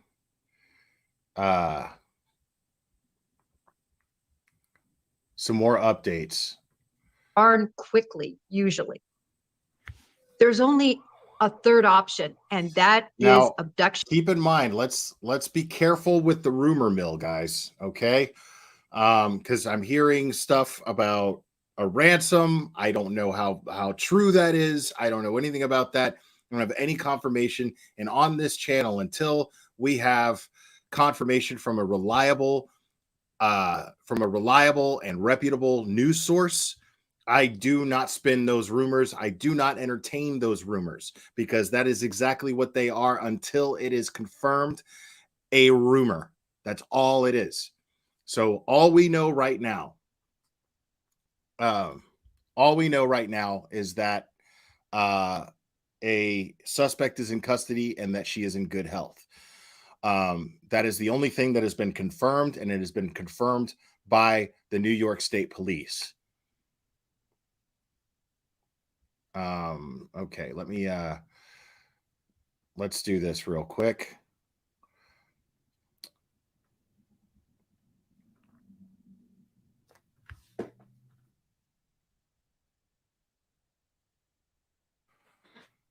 I'm not seeing anything. All right, hold on.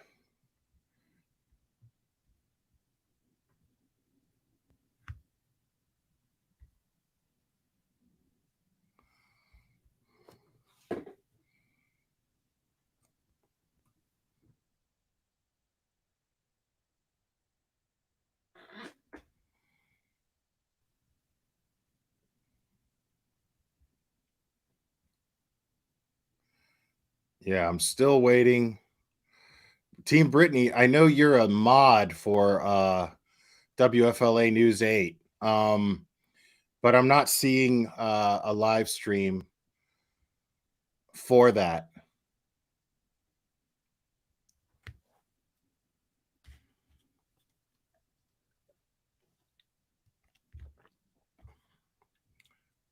Exactly, Tracy. The most important thing right now is that Charlotte was found safe, and that they have a suspect in custody. That is the best news. Absolutely. Okay, so they will be going live soon.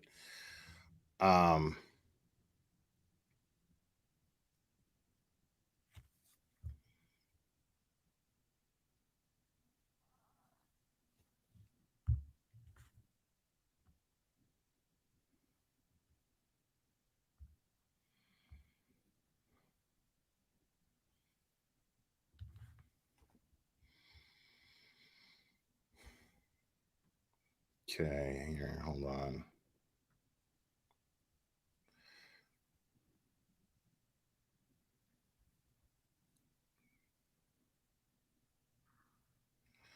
All right, thank you, Mar, for that. Except it's not letting me read the article unless I subscribe. So, and I'm not doing that. And I've never heard of that news source, so I'm not going to click on that and read it as if it was fact. Go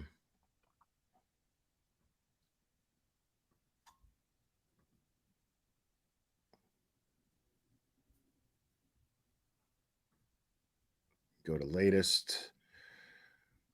That's in Spanish.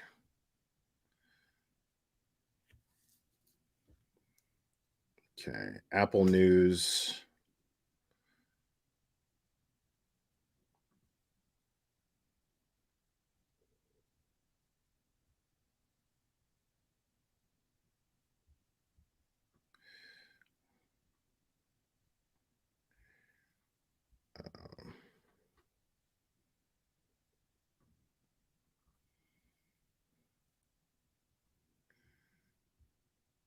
Okay.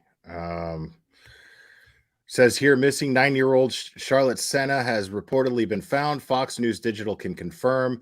New York State Police announced on Monday night that a suspect has been taken into custody. The girl is reportedly in good health. Authorities are actively investigating the situation. That's all it says. That's from Apple News. And I'm going to keep checking WFLA. And I still got nothing there. Well, yeah, track McCoy, exactly. What are the chances? The chances of that are so slim statistically. I mean, but the thing is this is why it's so important, folks. This is why it's so important to report these things immediately. I think that the family acted exactly in the most responsible and most rational fashion.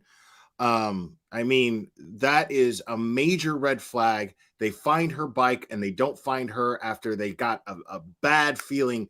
15 minutes. They waited 15 minutes for her to come back. She didn't come back right away. Now, this is one of those times. I already tried looking at the Times Union. Times Union won't let me. It's telling me I got to subscribe. I'm not subscribing. Let's see what the statement is on Twitter from CNN. But everyone acted fast. That was the most important thing. Everyone acted fast. And that is a beautiful thing.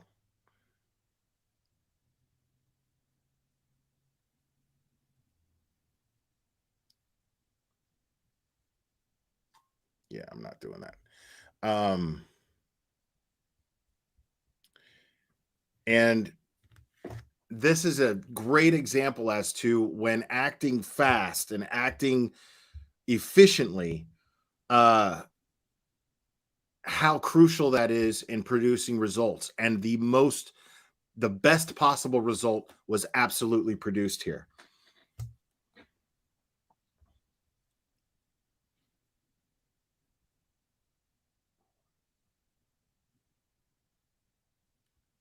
Now I'm still waiting for all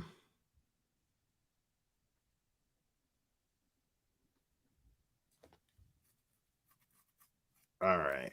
Team Brittany, drop a link for that so I can click on it, please.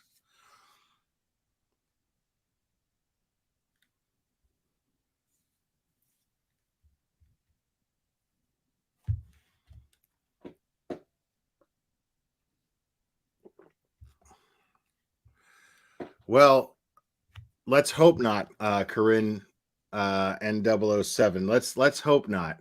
I mean, you got to understand she's been gone for 48 hours.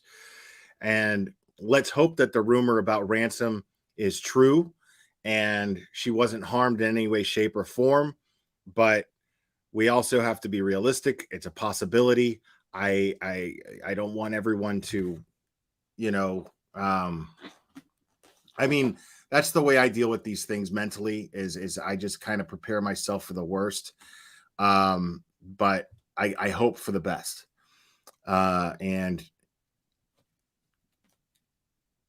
okay, Team Brittany, thank you so much. Okay, let me do that real quick. Oh, okay. Give me 1 second here, folks.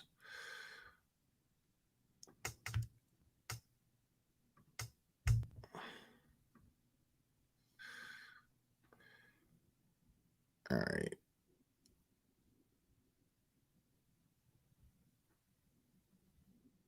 I'm not seeing anything there.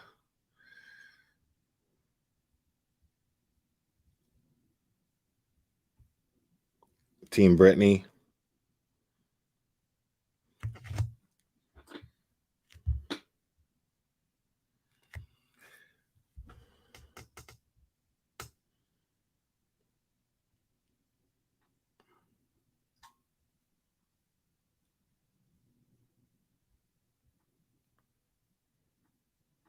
So yeah, I mean, I'm on JB's I'm on the Twitter, the Hey JB Twitter, but I'm not seeing a link for a live stream.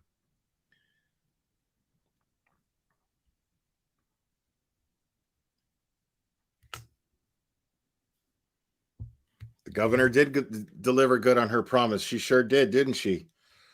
Absolutely.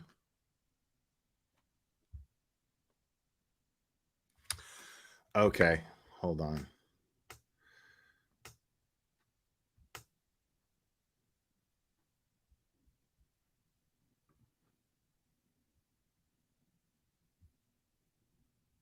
Okay, they're live again. Hold on. Here we go. All right, folks.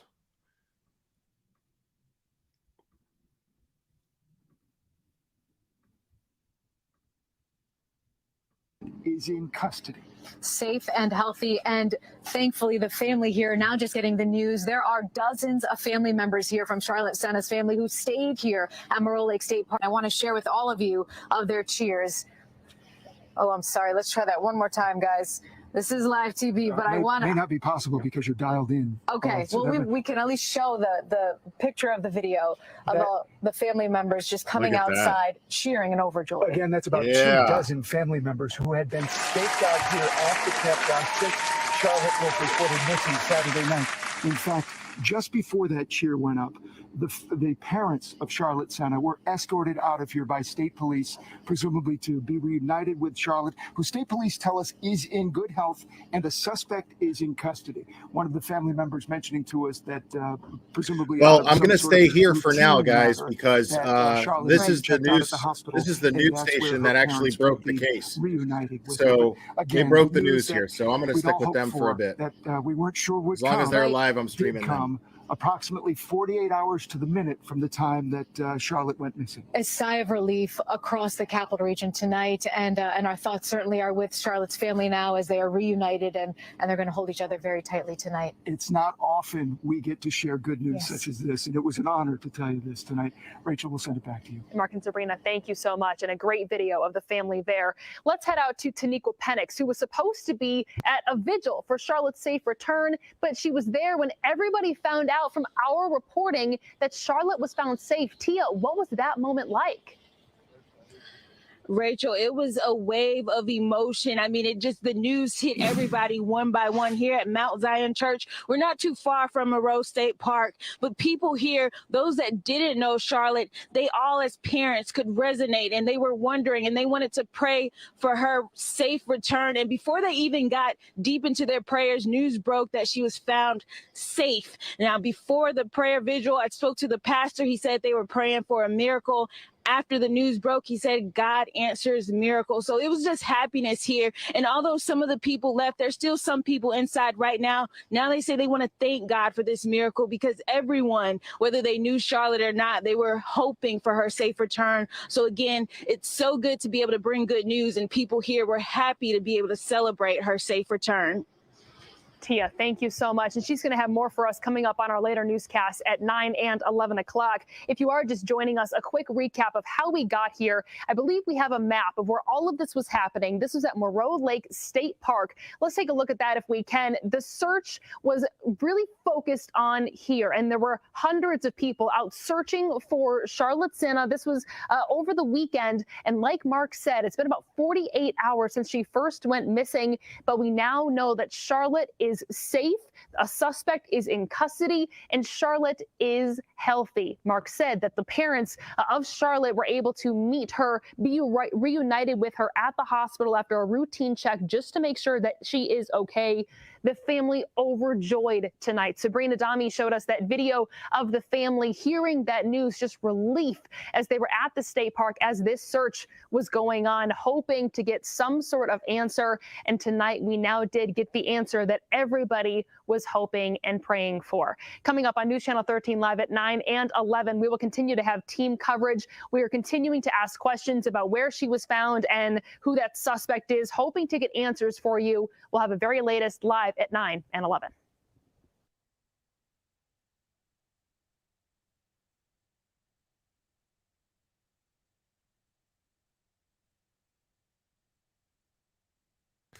Okay, let's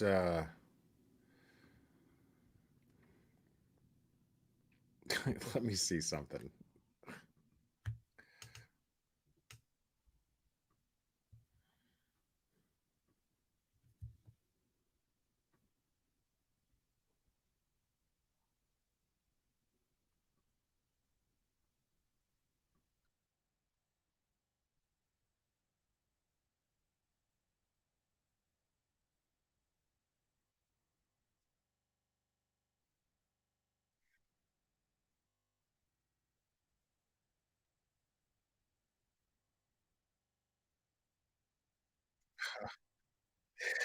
Wow.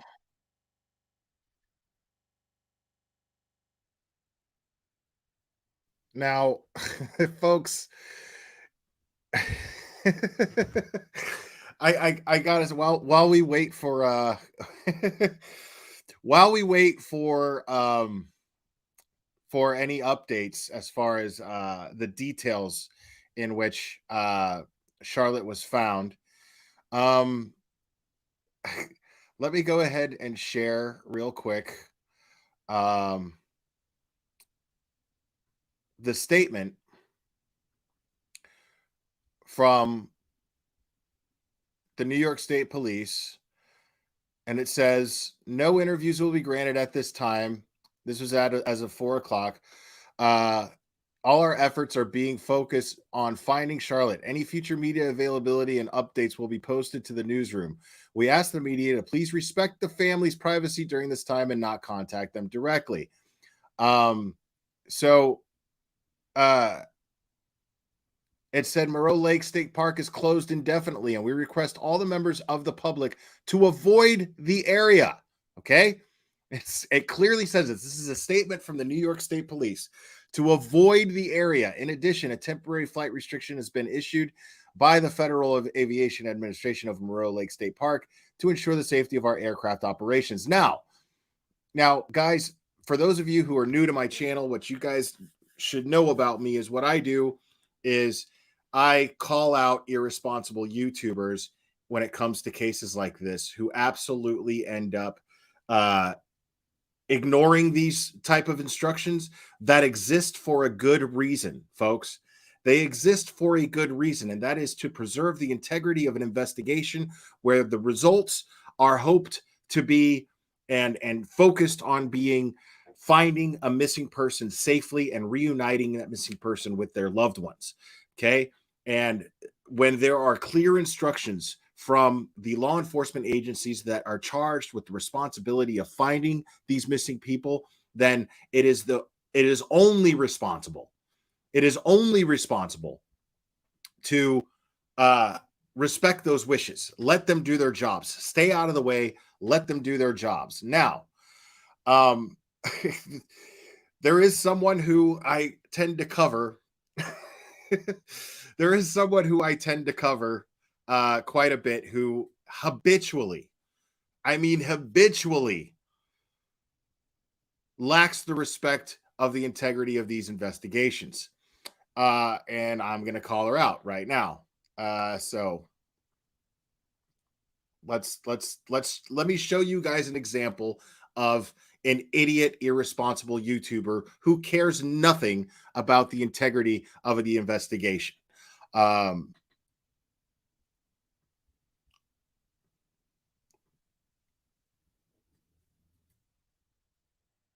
To the chat, put you guys up over here. This is better.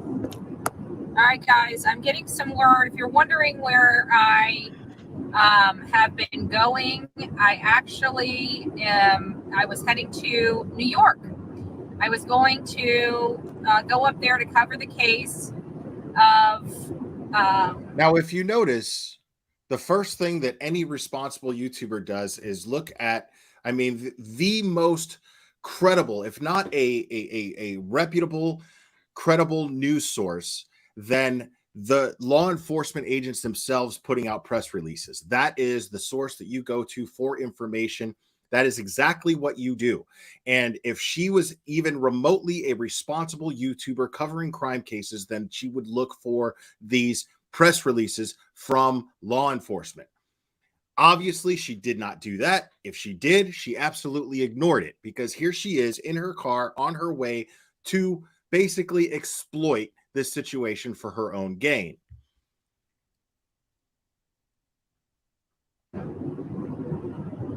I don't know if this it doesn't look like I'm having any problems. Hey, nice to see you. So I was going to New York. Well, she's been found safe. So since she's been found safe, I'm only about 3-4 hours. I was almost to the Georgia border, and you can see my entire car is completely packed up. Like, I even have a bed because I was just going to sleep a few hours and then get back on the road. But I just got word that she's been found safe. Now, thank you so much, Tammy Hilleman. Appreciate that. Thank you. I hope I said your last name correctly, but thank you. That means a lot. No details yet. I will tell you, this is what I'm learning. I'm learning that there was heavy police activity at a particular offender's home on RSO. Now, I don't know. That was, Okay. Already. No details. Pure rumor. I'm gonna jump on JB's stream. This is a very short video, but I'm gonna jump on JB's stream right after this. This to me is an important example to make, folks. This is what I do here. Okay. One of the things that I do, but I would be remiss if I did not call this out.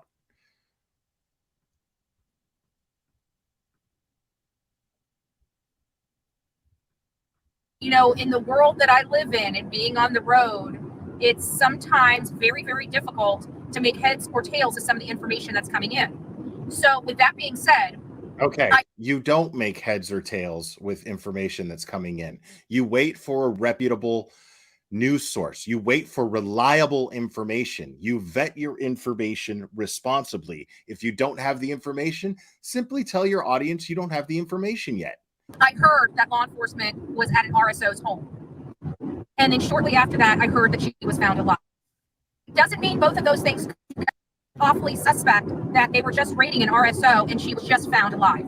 So I don't believe she was found out in the forest. I think she was found someplace else because they stopped their search there and decided to change their search, that there was an RSO's home that was raided, and there's no way that she would have that information reliably. There's no way. And then shortly thereafter, she was found alive. So I don't know. In cases like this, I even was listening to a lot of Jennifer from people that know this stuff. So I rely on, say, Duty Ron and Jennifer Coffendoffer in some of these things.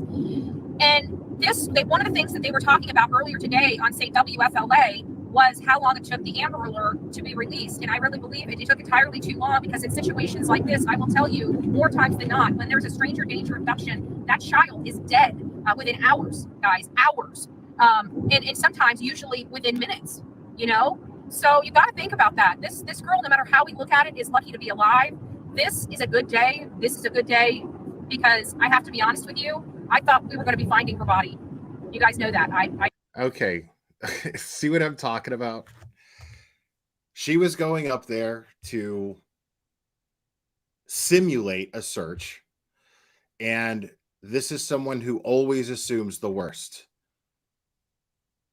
And this is something that's very, very important. It's very, very important.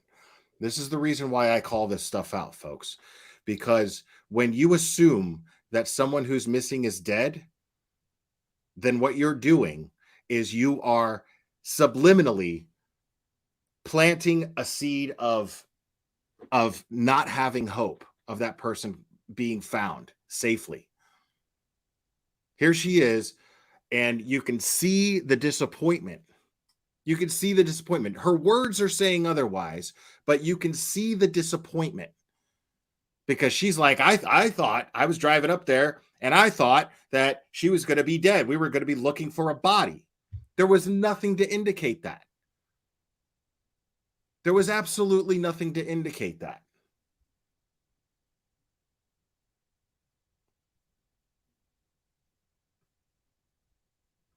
I don't lie to you about my feelings about certain things. And with the governor coming out and not feeling so hopeful and sounding so hopeful, I've got to be honest with you. My heart sank. And then hearing more and more information coming out. All right. She's done pissed me off because the governor did not sound less than hopeful. She sounded perfectly hopeful to me. I can't. I just fucking can't deal with that. All right.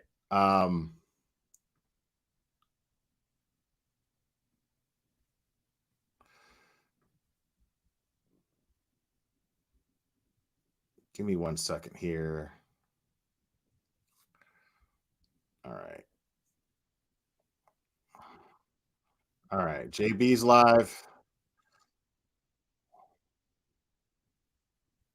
Momentarily. All right. So we're just waiting on JB here. But now she has been found safe. Charlotte Sena has been found safe. They have a suspect in custody. Apparently, they found her at a performing arts center. I don't know what the circumstances of that are. That seems weird to me. But that's all we know. We don't have any other information besides that. Bluebird, thank you so much. Welcome. I'm a baffled. Yeah. All right. I wasn't going to do for this stream. I wasn't going to do it, but we'll do it. Cuck Church. Let them have it. I think we got a super chat. Super chat. I think we got a super chat. Super chat. Super chat. Super chat.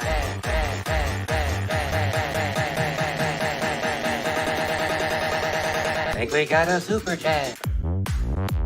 I think we got a super chat. Okay. Thank you, Cuck Church. I appreciate it. I'm a baffled. Thank you for the super chat. Let's do a quick happy dance. We just did. I appreciate that. But yeah, I was gonna refrain from the super chat dance during this stream because this was not happy, but it's happy now. This is happy. This is happy time. This is amazing. This never happens. This never happens. We never get results this quick and in the positive realm of things. It never happens. I am incredibly stoked right now. Oh, it's my pleasure, Bluebird. Thank you for being here.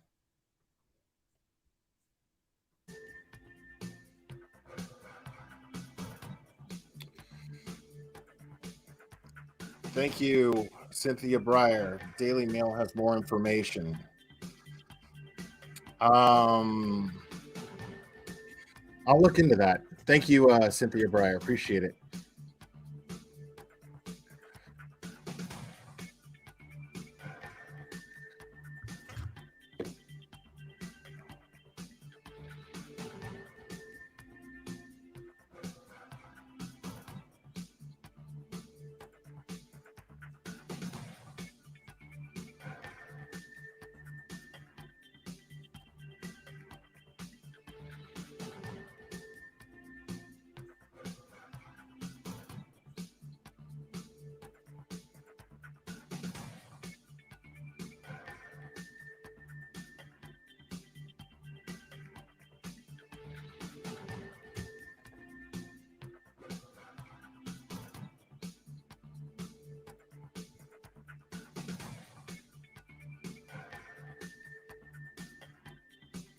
Okay.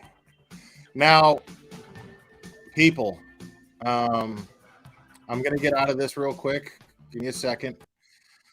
I have an update from Daily Mail. Now, Daily Mail is right about, I'd say in my experience, about 85, 90% of the time. This is the information that they have. Let me mute this because this is in my ears. Hold on. So I'm going to share this Daily Mail article here. And it says here,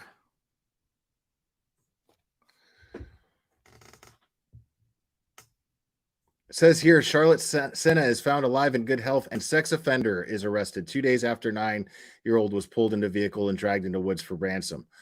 That's not comforting at all. Let's see what it says here. Charlotte Sena has been found alive 2 days after the 9-year-old vanished while riding a bike in upstate New York Park.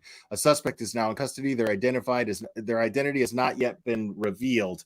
Multiple law enforcement sources say the suspect has a sexual abuse criminal history and that they allegedly left a note at Sena's parents' house. Sena's parents' house, sorry. According to the Times Union, the investigation is focused on theories that the child was pulled into a vehicle against her will or dragged into the woods.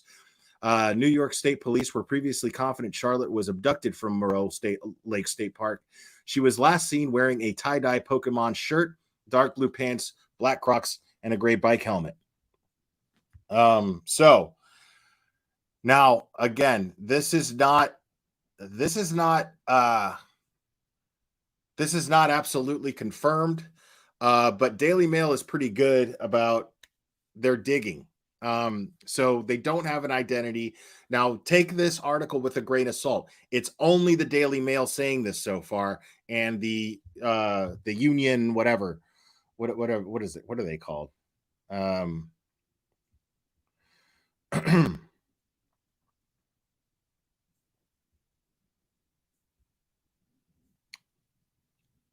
Yeah, the Times Union. I've never heard of these news sources. Well, of the Times Union, and the Daily Mail is basically a tabloid. Okay. So I always take what Daily Mail says with a grain of salt. I never ever actually put forth my whole I never invest myself into what the Daily Mail says. I always take it with a grain of salt. But I'm sure that these details will come out. And you say the Time Union is local newspaper, usually accurate. Okay. All right, JB is back on. Let's get that. See what JB has to say, guys. Reason being, of course, is that she was someone who was missing. With now a transition in the story, she is now a victim. I want to make that clear. Based on the information that we have at this point, and the potential of an abduction, a potential for a kidnapping to have taken place. We're going to find out more, we believe, in the hours ahead from New York State Police, but she is no longer a missing individual. She is now a victim. And so we are making the decision here at WFLA to not show her photo from this point forward. We understand that it might be shared in certain areas, but we're going to try to make a conscious effort beginning right here on this live stream to begin not using her photo. We hope that other media outlets see it the same, because this story, of course, has affected so many people in upstate New York, so many communities that have rallied around the Sena family. And with her now being found alive, and believe me, I was, when I got the text while I was in the car on the way home, that she had been found safe and in good health, I was elated. But yes, she does now, of course, she is the victim of a crime that we still don't fully understand. And so with that, WFLA is going to be making a conscious effort to cease distributing her photo. And so we're here with you on the live stream here to break down not just what we expect as far as information, the latest updates, but as well as your reaction. So you can use hashtag KJB in our comment section. You can also tag others in the social media comment section too, especially on Facebook Live where that works. For the breaking news update that missing 9-year-old Charlotte Sena has been found safe. And my goodness, we are elated. And it really happened right around the 48-hour mark that we got in this update in the form of a very brief press release. And there was a lot of concern mounting because the search effort that you can see here on the right side of your screen began at 6:30 this morning, and we hadn't heard anything. The only thing that we had heard was that the FBI was joining in on the investigation. Now, does the FBI joining in the search efforts have any connection whatsoever to Charlotte being found? Was there a federal resource that became available that led to her discovery, being found safe, and then this mysterious suspect that we don't know the identity of, them being then arrested? perhaps we're going to find out more. We've been working the phones. We've been contacting people. Yeah, I just changed my thumbnail myself. Like, he's making an excellent point. So since she is now a victim and she is a minor, I absolutely changed her thumbnail. We are no longer looking for her. She is no longer missing. She is a victim. So there is no reason to be sharing her image anymore. All of the different feeds that are coming in, all of the ones from upstate New York, the feeds coming in from Albany, I have them routed into my system. So if we do get it, it's a touch away, and we'll distribute the live stream here. But I just want to start here. Before we get to the press conference, if it does happen, of course, I'll punch it up. But your reaction, I'm sure that there's tremendous relief out there. I'm sure there are people who could. Now, I mean, changing the name is a little far. Changing the name's a little far. So, I mean, it's going to be well known. She's a missing persons case. It's out there. It seems kind of, futile, like pushing a boulder up a hill, up a slippery hill to not, to take her name off of the whole thing. So, but her picture does not need to be shared at this point. But I mean, her picture is, I mean, her name is out there. I mean, the whole world was talking about this case. So, it's kind of pointless. I think law enforcement talk about heroic efforts tonight, right? My goodness. I'm curious, what was the breakthrough? Something occurred where they were able to find Charlotte Sena alive. There was some investigative breakthrough that had to have occurred. And was it connected? I don't want to speculate, but someone must have emerged as far as the investigation as being on their radar, and that person was pursued from an investigative standpoint, and they find themselves arrested tonight. Excuse me. Let's go to some of the other comments that are coming in. Yeah, prayers answered, right? Haley says, I just got done praying for her, refreshed my feed, and then saw this. #AJB. Yeah, that. All right. Sorry, guys. I'm switching my stream here.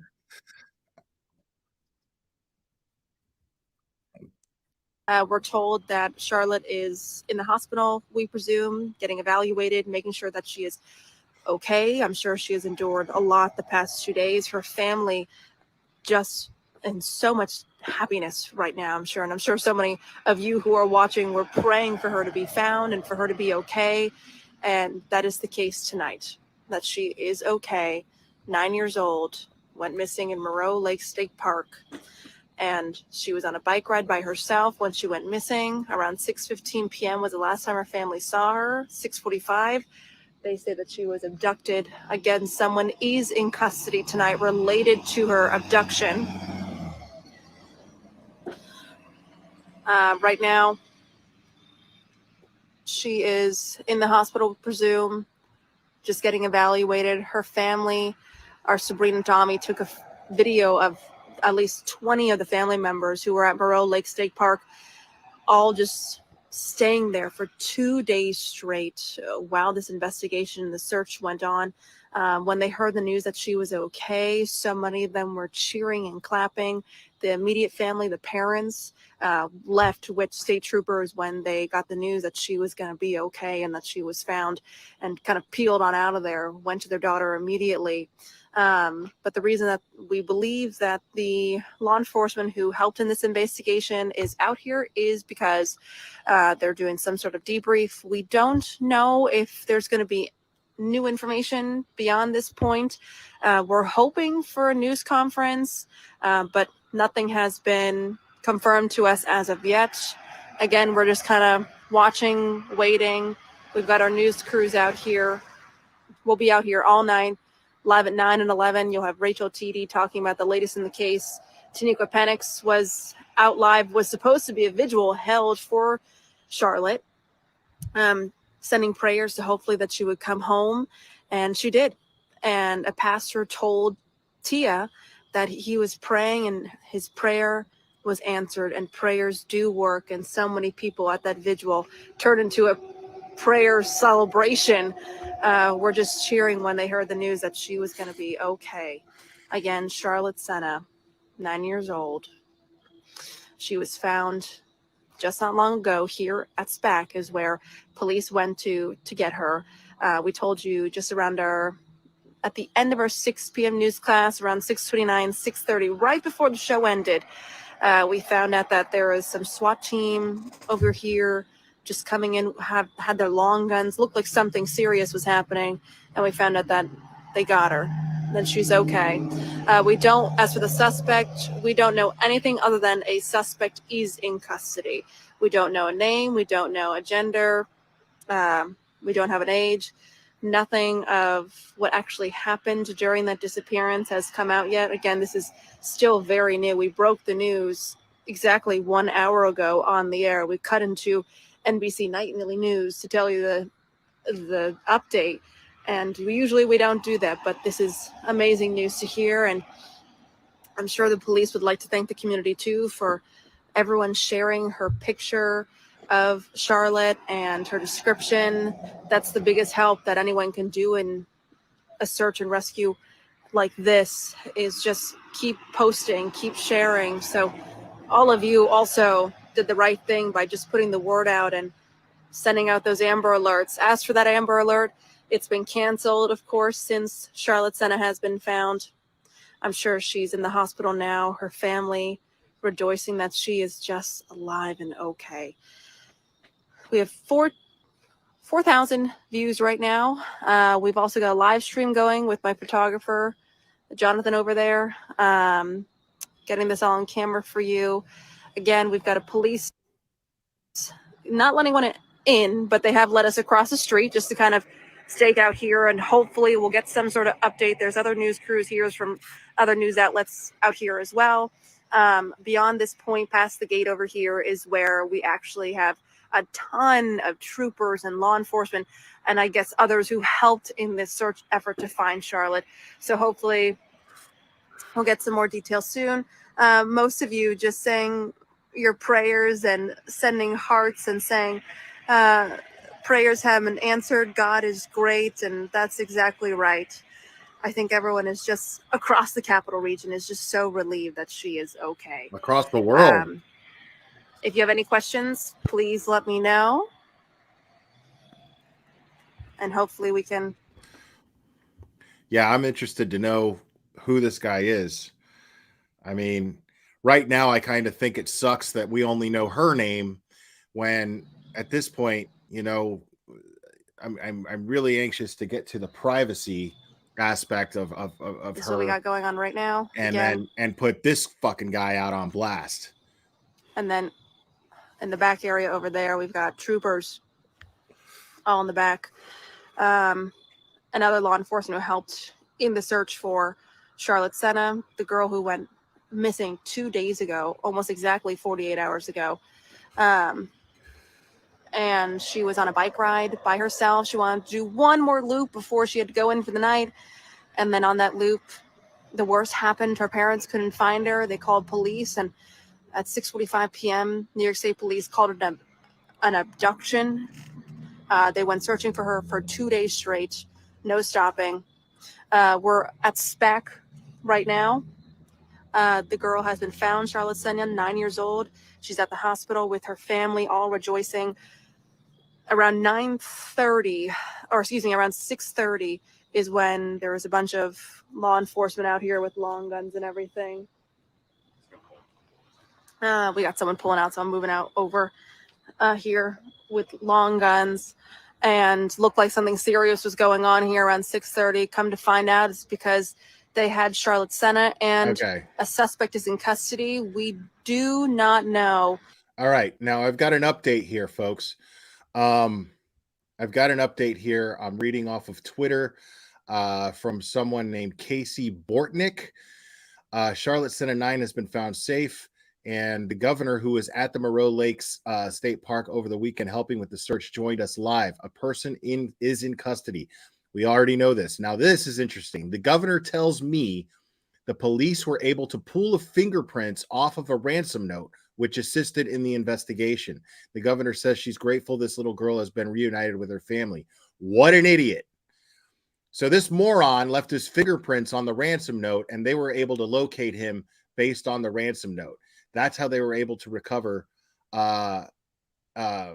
little Charlotte. So that's the latest that I have so far, folks. And I'm going to keep refreshing here. But let's listen. The live stream ended there, but I'm going to keep that going. And I'm going to go back to JB. But I'm going to keep the, I'm going to keep this, because this is the WNYT news channel that I've been streaming. And this is the news station that that broke the news. So let me pull up JB here real quick.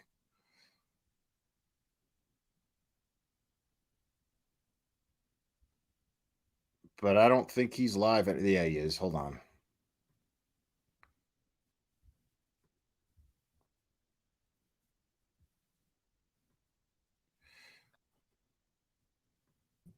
Erase that smile from your face is who this suspect is and why they would do something so absolutely terrible. All right. So Ashley Reynolds wants to know, #KJB, where was Charlotte found at? And going back to the Albany, again, full credit to the Albany Times-Union. They have well-placed sources. They're, going based off of multiple law enforcement sources.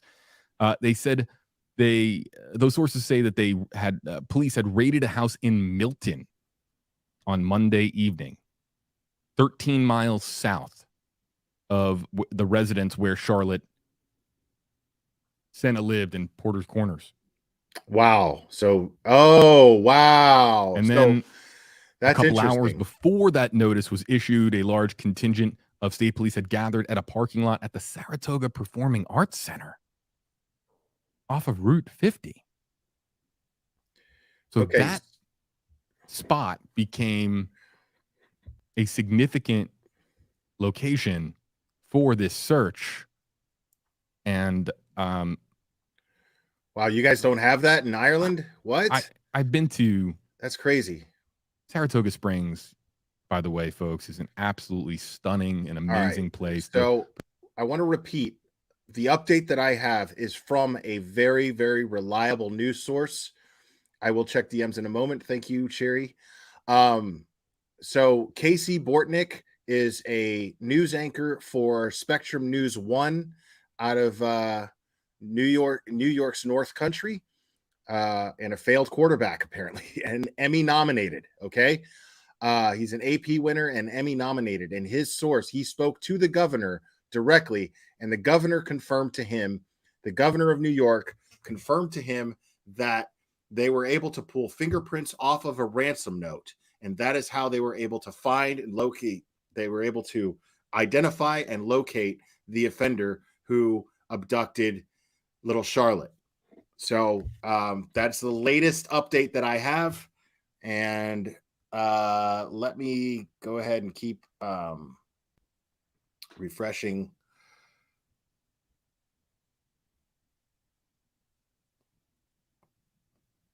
Let me check the DMs real quick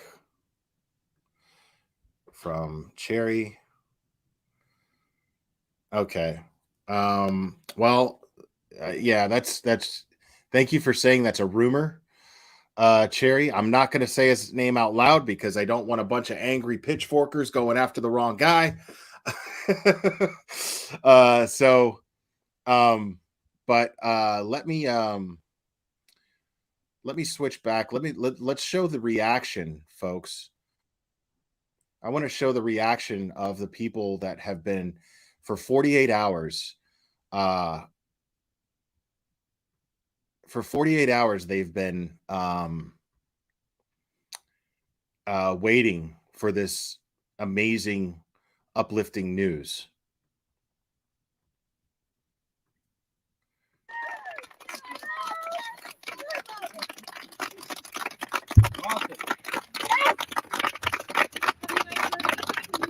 No details. No details. We're not telling us.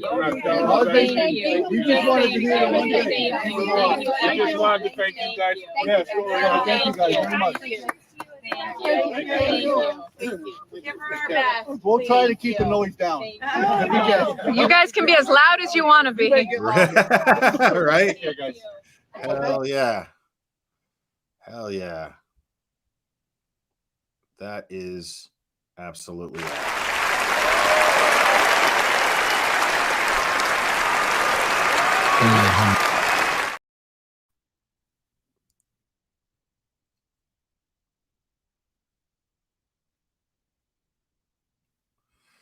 all right. Let's get back to JB, see what's going on here. More time before I punch this up. That is from upstate New York. That 14. Yeah, okay. Thank you. All right, bye. All right, this feed just into the stream center, folks. This is new.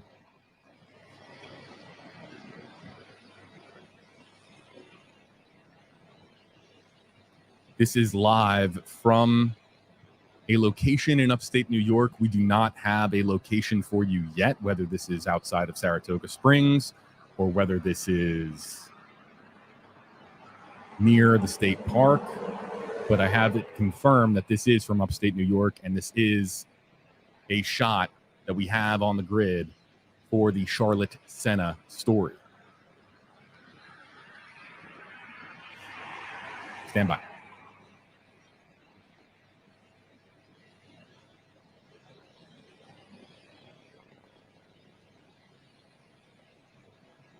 I'm going to go out on a limb. I'm going to go out on a limb and say that it is not a rumor, H1 Gen 1. It is not a rumor. The source of that information is Casey Bortnick with Spectrum News 1. He's a statewide anchor in New York. He's a 6-time Murrow Award winner, an AP winner, and Emmy nominated. He's also Emmy nominated. And he spoke to the governor directly. He is quoting the governor saying that they got their information, that they caught the guy from a fingerprint lifted off of a ransom note. Okay. So I'm going to go out on a limb and say it's not a rumor. I don't think that this guy would put his career on the line, his very decorated career on the line, by misquoting the governor of New York. And the governor of New York told him, according to him, that they lifted a fingerprint off of a ransom note that he left, and that is how they were able to locate Charlotte.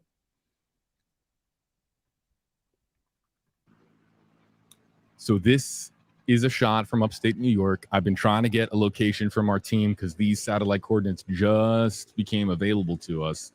And there you can see a helicopter in the air. Trying to get information as to I the appreciate relevance that. of that helicopter. No. I wasn't whether or criticizing not you. I'm just it saying is either departing the scene and returning back to its respective base, wherever it might be from, or if it is transporting somebody of significance in connection with Charlotte Sena being found safe. But I'm glad that we were able to get that punched up in time and show you that because that helicopter could be something significant or it could be nothing at all. But at least we were able to capture it here on the live stream. You can still hear it. Okay. Let's say, was it hovering in position or was it making a big circle? We'll try to get some answers here for you. But we're going to stay here with this shot.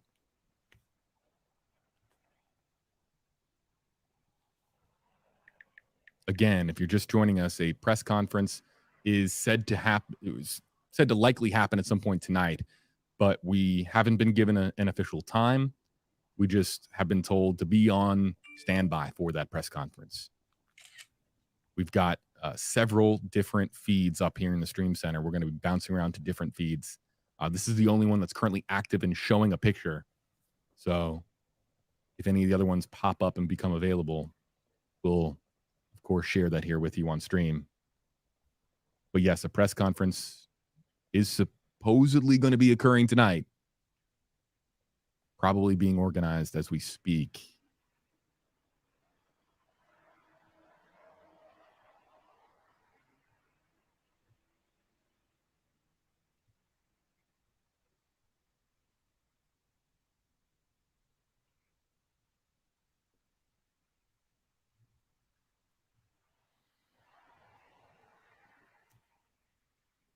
This is a shot from our NBC sister station, WNYT, out of Albany, New York. So there you can see a police vehicle off in the distance, some construction equipment, and an area that has been blocked off by yellow tape there on the left. It's not clear as to... That looks to be like a construction site of some kind. Here's the officer now pulling back to allow more vehicles out of this parking lot. If this is, in fact, I don't want to go too far down the rabbit hole of speculation, but we did just point out that the Albany Times-Union said that there was a massive SWAT team operation at the... I mean, I love JB, bro, but like, how is nobody else picking up this update? I mean, it's a major update. Okay. Fingerprints were pulled off of a ransom note. This is confirmed by the governor of New York. So definitively say that this is that spot. Stand by.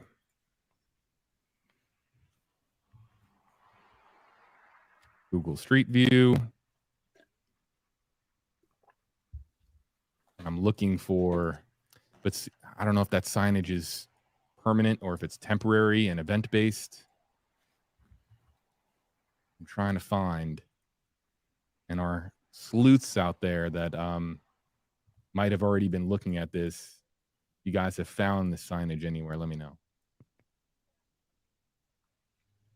Let me go in there and help him out.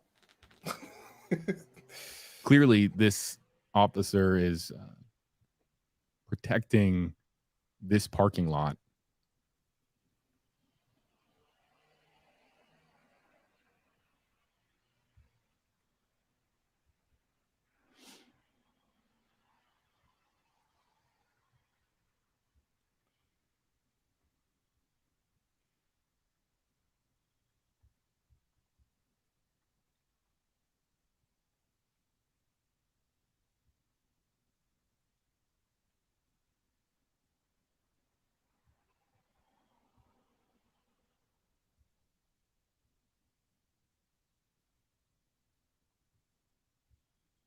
It's just so dark. It's hard to make out any locators.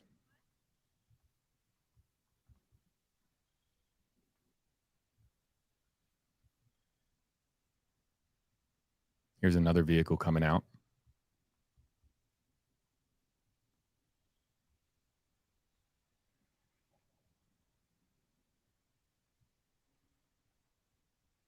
Yeah, I'm seeing a couple of different live shot locations,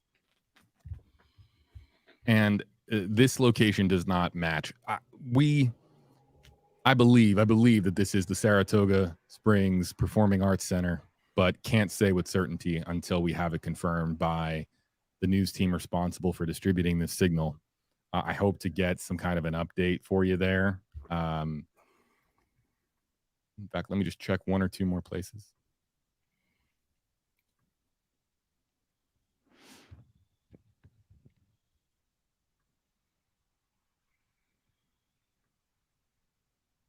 Yeah, it just doesn't have a locator. They just put in big capital letters WNYT 9-year-old Charlotte Sena found alive, and then they distribute us this signal, and I wish I had a locator, but it's just so dark, and I believe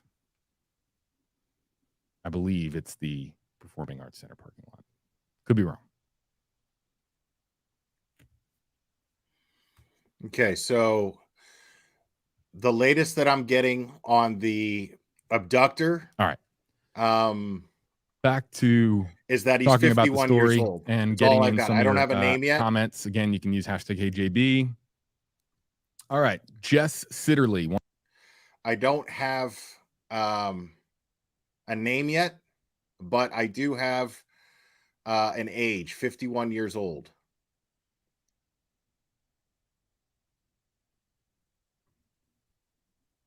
From TimesUnion.com.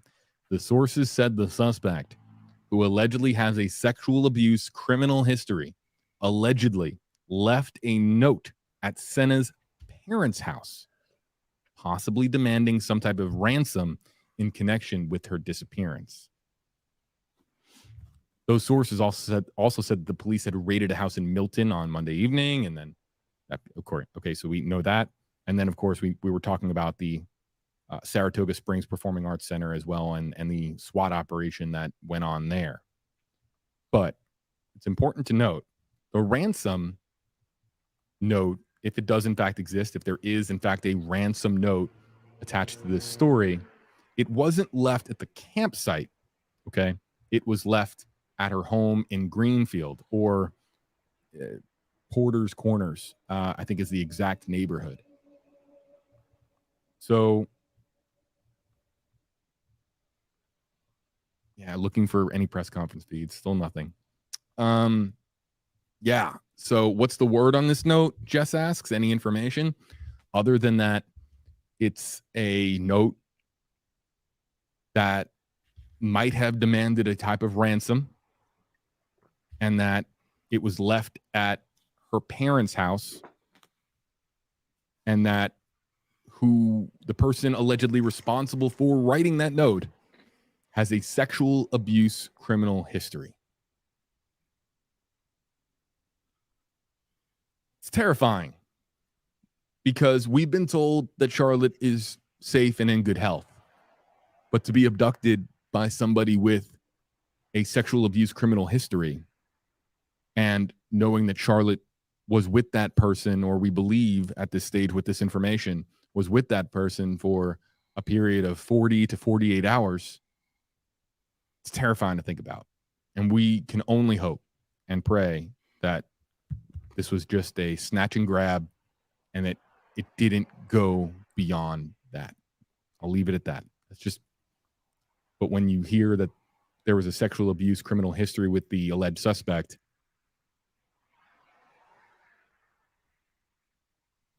man, you just hope. Yeah, everyone's commenting at me saying this is the SPAC parking lot. Thank you. I'm sure this live stream has found a lot of different people, including people that weren't in Saratoga Springs, guys. 10 years ago. I think the last time I was there, I've never. Yeah, I'm just so you know, the reason why I'm so quiet is because I'm just still looking for updates. And none so far. I'm waiting to hear if there's going to be a press conference. I wouldn't even count on them releasing the name of this suspect.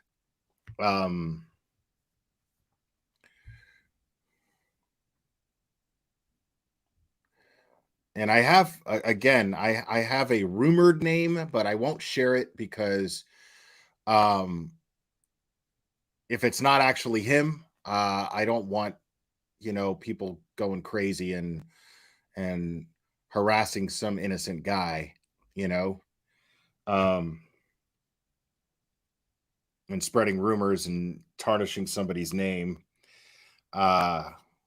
And it's a weird name, man. I gotta tell you, it's a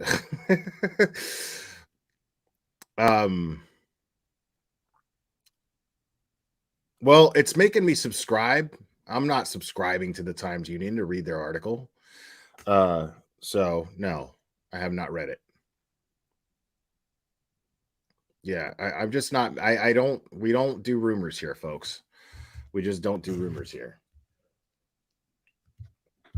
So now, again, what I can honestly say is I do not believe that it's a rumor.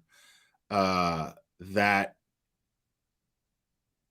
because an actual news reporter, an Emmy nominated reporter from upstate New York, had tweeted that he spoke directly with the governor, and the governor confirmed that they located this offender, this abductor, because he left his prints on a ransom note. Now, there was no details as far as where the ransom note was left.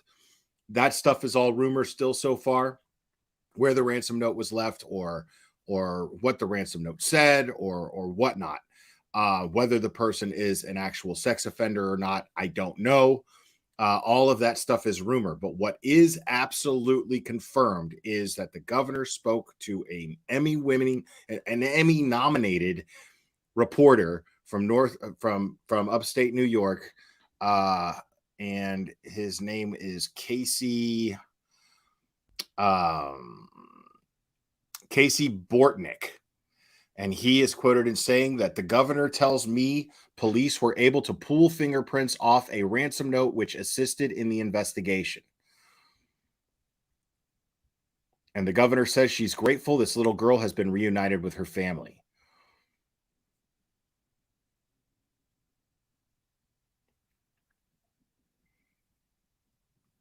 Well, Cherry, I disagree with you because this guy's credentials, this guy's not going to misquote the governor. He's not just going to say that the governor told him this if he's a reputable news anchor. You know what I mean? He's not going to put his career on the line.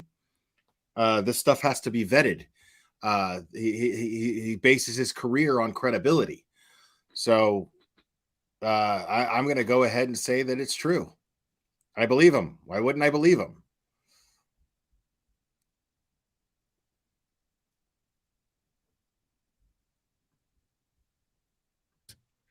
We're going to carry it here for you on this live stream, but has to be stated, hasn't popped up yet, and we haven't heard anything about it just yet.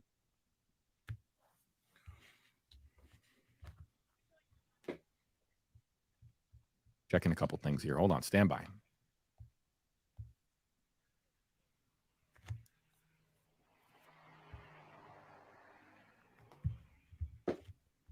Yeah, nothing. Nothing yet.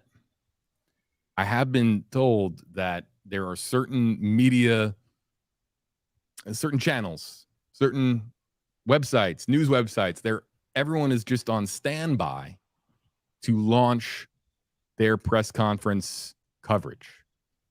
And so I'm not the only one waiting. You're not the only one waiting. A lot of different media agencies are waiting for any kind of an update as to when this press conference is going to occur. And it's been... Give me 1 second, guys. I'm going to share something with you. I keep refreshing this Facebook feed from that news station that broke this story. I keep checking with them. So I just want to play the latest.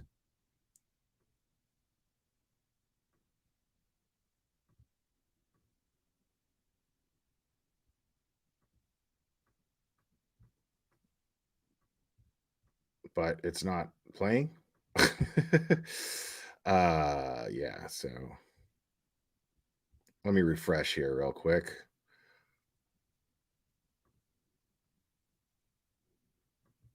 All right, it's not playing, so I don't know.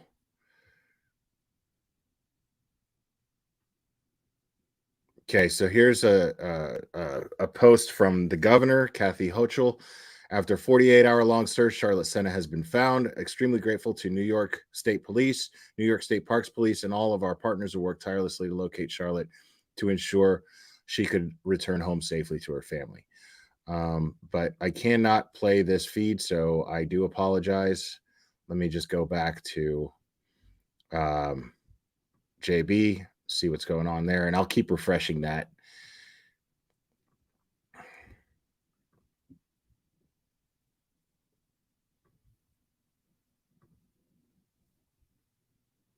On October 2nd, 2023, state police located Charlotte Sena safe and in good health. The suspect was taken into custody. This investigation is a culmination of multiple agencies working together for the common goal of bringing this child home to her loving family.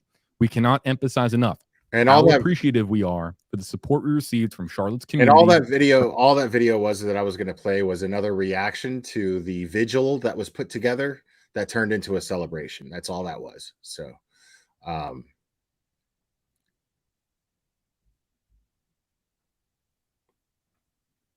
and real quick, let me just give a big shout out to all the new subscribers. I really appreciate you guys.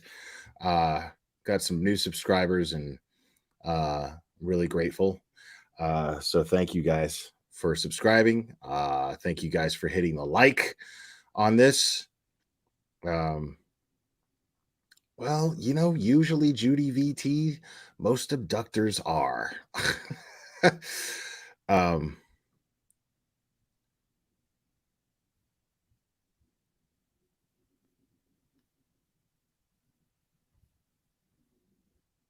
I'm just looking over chat here.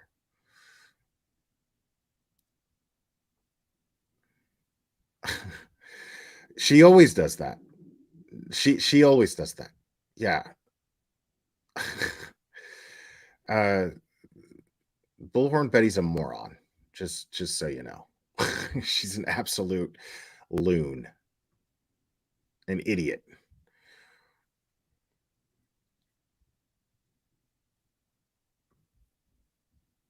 Residing in different places, that all of a sudden doesn't sound exactly right. Upon the search of those residences at approximately 6:32 p.m., state police located Charlotte Sena safe and in good health, and the suspect was taken into custody.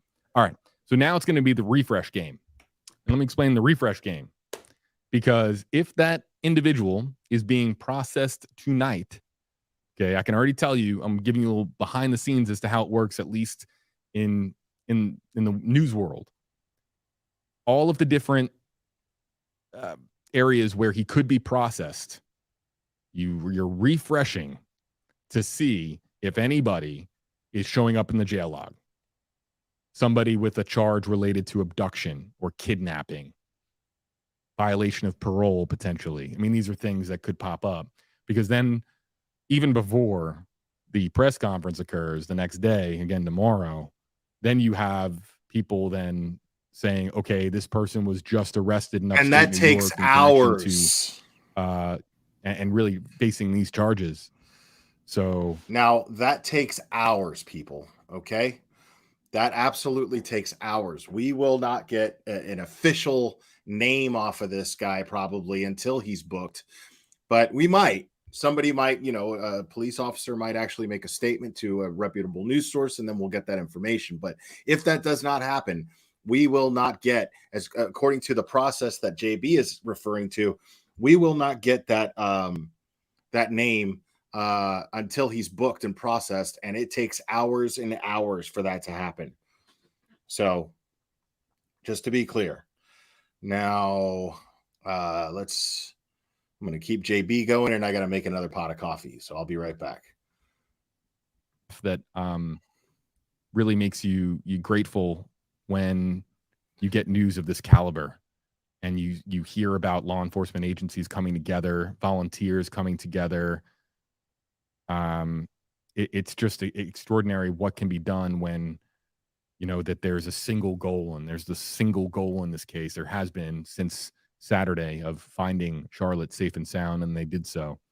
But I want to know what the investigative breakthrough was that led to this discovery, because it's clearly one that might have saved her life and saved her from something extraordinarily sinister. So Joanne on Facebook Live wants to know, and YouTube comments, we'll get you guys loaded up. Who is the subject? I don't know. I do not know.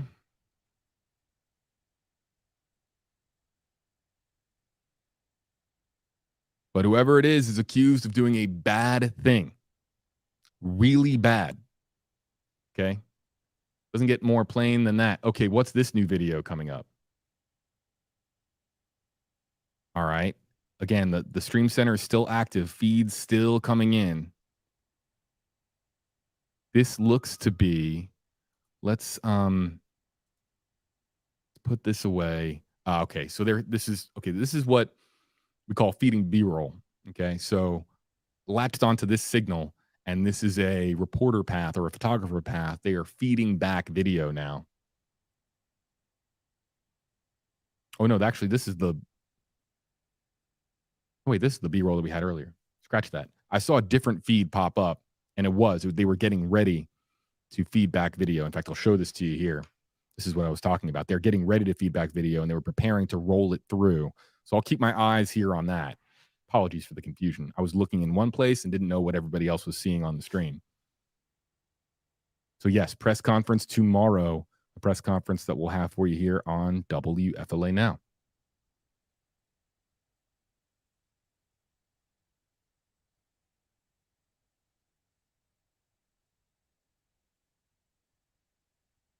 Here in the stream center, welcome in, folks. Man, a little bit of relief, right? You guys feel it?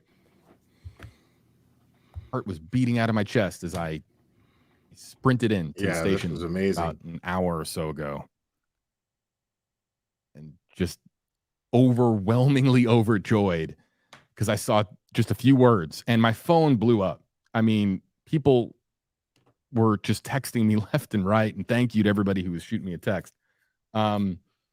All I saw was Charlotte found in good health. And I just, I'm sure that others had a very similar reaction. Let's go to, in fact, some of your reactions. J-Boy wants to know, how was she found? We talked a little bit about this, J-Boy. There was some form of a law enforcement operation. Not sure if you could call it a raid, but they were looking at multiple residences connected to this suspect. And they found her and safe and in good health.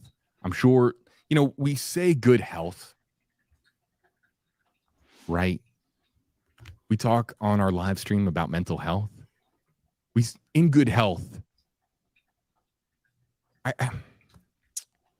She had to have been scared, right? Well, yeah. I'm just taking off my reporter hat for a second and just talking to you guys about just human nature. I'm sure she was terrified. 9-year-old girl. I can't even imagine. Abducted. We don't know if she knew her abductor in any way. Was it a neighbor? Was it somebody that she was familiar with? We have no idea. But regardless, you would imagine that she's terrified when she's found, right? So, I mean, I understand. What's up, just Larry? Yeah, all Cherry's telling you, buddy. It's good to see you again, by the way. All Cherry's saying is like, we like to confirm. We like to have absolute confirmation from a reputable source before we start throwing names out there, because at the risk, if there's a risk of putting the wrong name out there, then we could be potentially putting someone in danger. We could be ruining their reputation, so on and so forth. So we like to be very careful about that stuff. That's all Cherry's trying to say, man. But I appreciate you, man.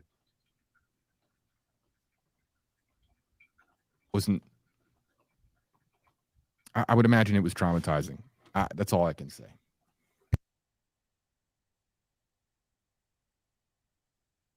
Hope she's all right,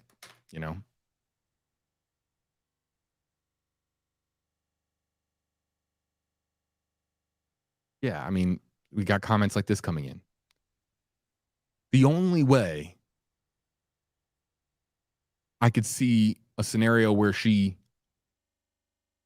isn't exactly, as we all are, quote just unquote, Larry, traumatized exactly. by this experience, as we all are, is if she knew her abductor and felt that she was safe, that she was lulled into a false sense of security, which is very possible. If that happened, That's actually very possible. It's very possible that she knew her abductor. I mean, if he knew where she lived and left a ransom note there at the house and knew where to find her, it's very possible that he knew who she was and planned this. And maybe she felt safe.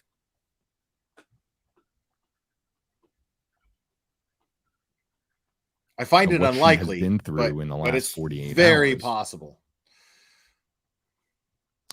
I wonder if they found the helmet.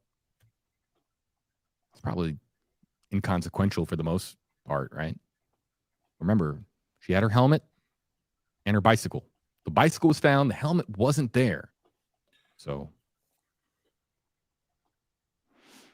probably nothing. Cherry absolutely needs me to explain her comments. Okay. Mary Lee, was there a ransom note left at her parents' home? According to the Albany Times Union, who they have well-placed sources, apparently. And I used to have friends that used to work for that newspaper, and they're a good shop.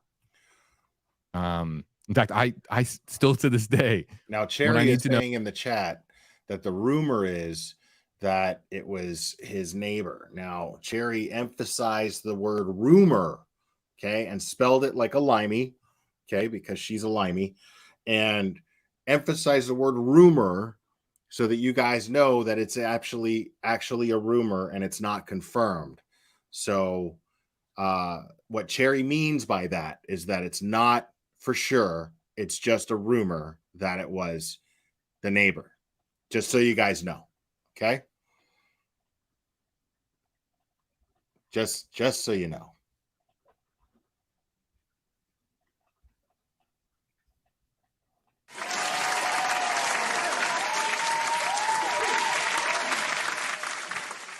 Thank you.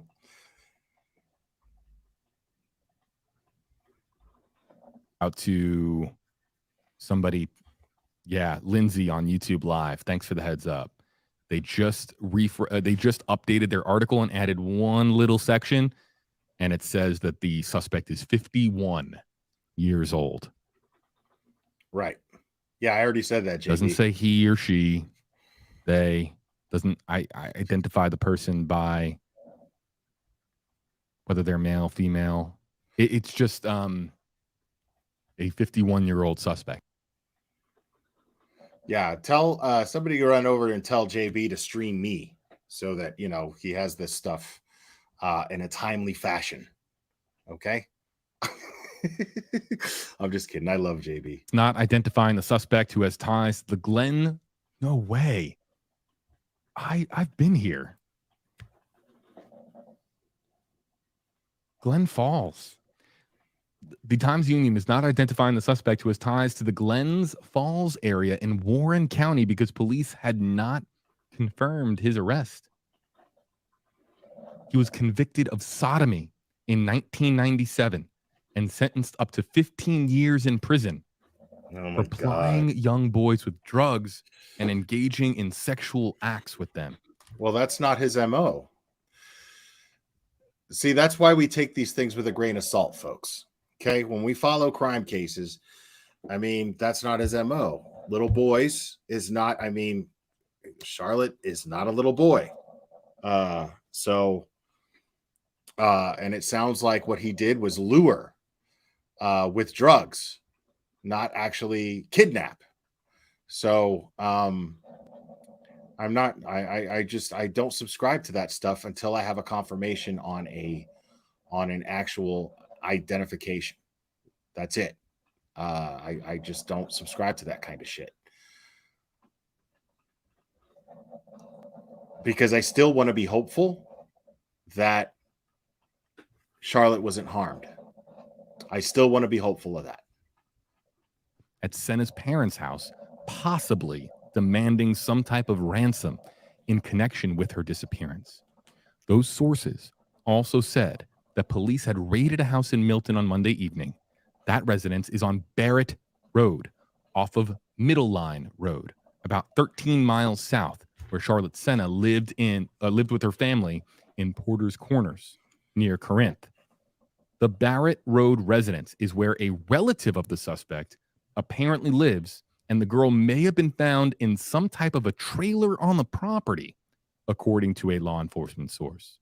The Times-Union is not identifying the suspect, who has ties to the Glen Falls area in Warren County, because police had not confirmed his arrest. He was convicted of sodomy in 1997 and sentenced to up to 15 years in prison for plying young boys with drugs and engaging in sex acts with them.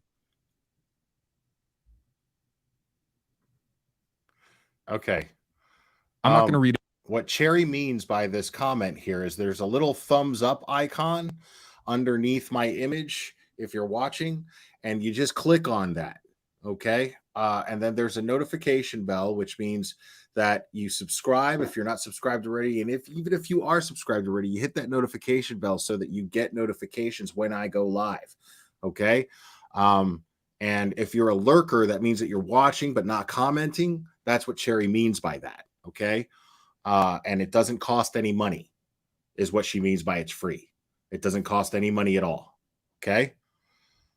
Very important. I know you guys, I mean, Cherry's not very clear about certain things, but that's why I'm here, to explain Cherry's comments. I know from my time in Albany as a very reliable source for information, a good shop at the Times-Union. So please give them a follow. Please go click on their article. Every time you click on an article, you might not know this, but now what Cherry means by don't mansplain for me, what she means by that is that since she's a woman and I'm a man, she's implying that what I'm doing is explaining things because she's a woman and I'm a man, and I'm explaining her comments, which is inaccurate. It has nothing to do with our genders or sexes. It has nothing to do with any of that. And by muggy little cuntosaurus, she means a hybrid of a vagina and a dinosaur that is sweaty and emits a somewhat of a body odor type of smell. Okay, just so you know.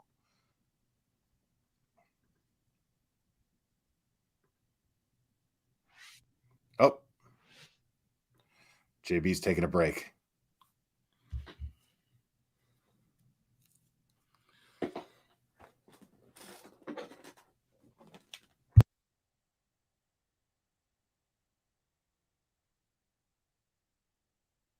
the custodial staff nearly found themselves on the live stream because they came in here with a vacuum cleaner and apparently didn't see me. It's because you're sitting there in the dark, homie. So I was just letting the individual with the vacuum cleaner here at the station know that we're live. Okay.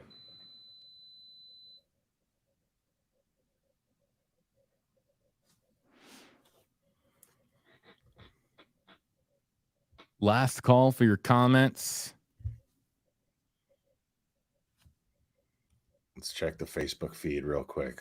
See if this news station is live again. Nope, nothing yet. Nothing yet. You can see Mary's comment here with hashtag HeyJB.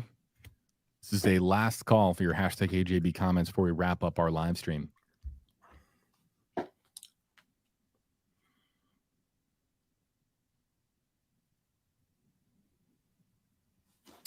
Bring them up here on screen. Facebook Live will load up the latest Facebook comments. Let's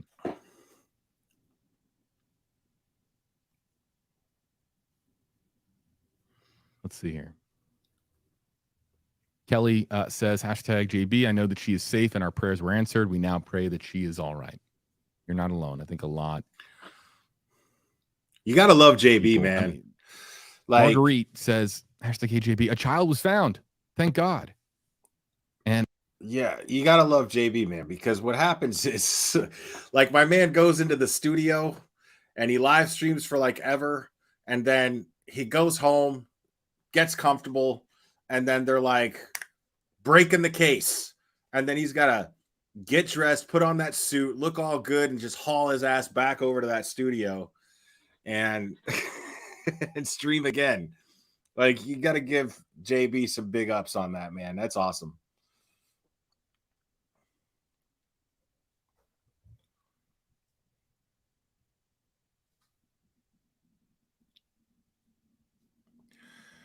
Yeah, I mean, I'm not staying live until 11. That's not happening. So grateful that the child was found, that Charlotte was found and is said to be in good health. But how did this happen, and how is she really? She really okay?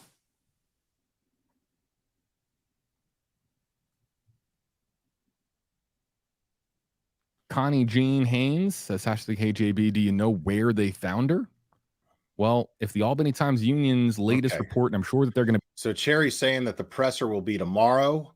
What she means by that is that there will be a press conference held by law enforcement to explain any details that they feel comfortable explaining in their investigation. Now, it is an ongoing investigation.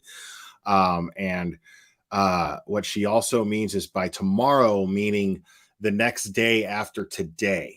I don't know how many of you guys understand what Cherry means by that, but it's the next day after today. Okay. That means not today and not the next day following tomorrow, but tomorrow meaning the next day. Okay. It's very, very important that you guys understand this. So, press conference. Okay. Press conference held by law enforcement, possibly the governor. And we'll get some details as far as this goes. And I will go ahead and stream that when it happens. And Cherry will be here in chat to continue to give you guys information and comments that need to be explained by yours truly. Okay. So you know. Just want to know.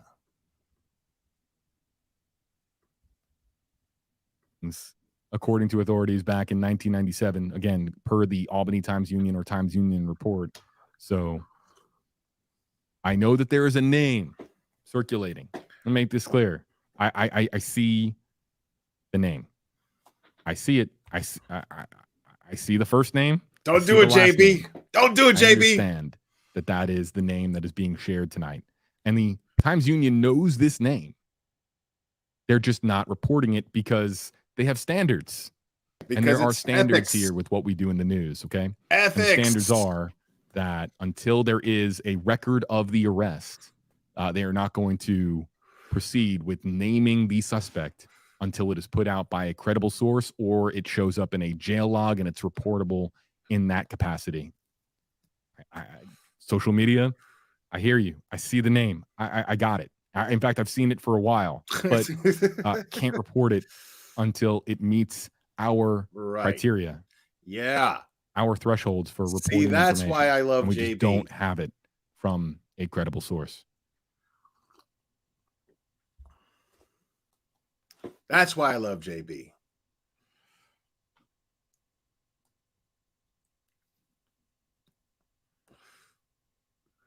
One or two more before we wrap up the live stream.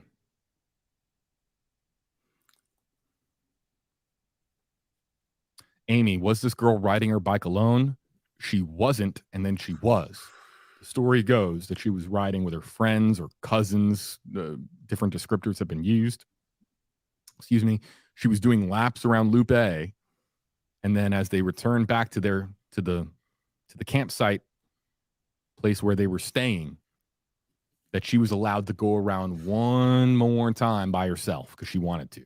She wanted to do one more lap on her bike. Can you imagine how cute that is for a little girl who just wants to do one more lap by herself to prove that she's a big girl? I mean, in essence, that's how the story has been described. It's adorable to think about, but it's an adorable story that it is, but it isn't. You know what I mean? Like, it totally is. It's absolutely adorable, but it's also a fucking bitch that the one time she wanted to go and do something on her own, be a big girl and do something on her own, some disgusting, sick bastard decided to take advantage of the situation and destroy that moment for her. You know, like that's a rite of passage. Going on a bike ride, on a nature ride by yourself, 9 years old, That's a rite of passage. And some dickless douchebag decided to rob this little girl of that. That is infuriating when you think about it. Conference coverage and try to provide you guys with analysis in addition to the highest quality press conference stream possible. Man, Glen Falls, New York. I'm trying to think of when I was there last. That's another place I know. Well, hopefully not. Hopefully not. And I'm trying to remember. No, It's a small. That's a possibility, Layla Lay.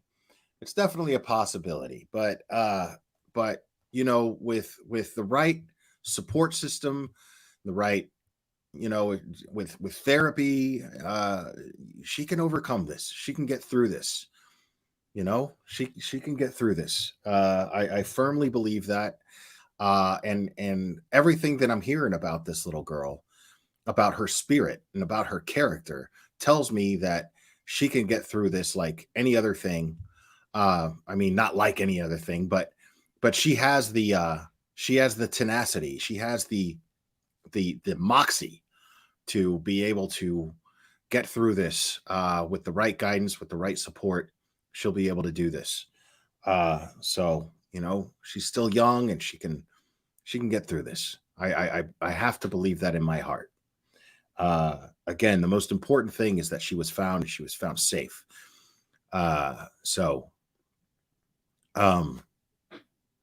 Yeah, this is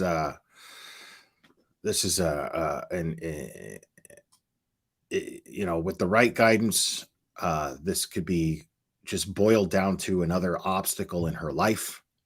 Hold on, let me. There we go. How are you doing? Just call me Hen. Hopefully, with the right guidance, she can work through this ordeal, and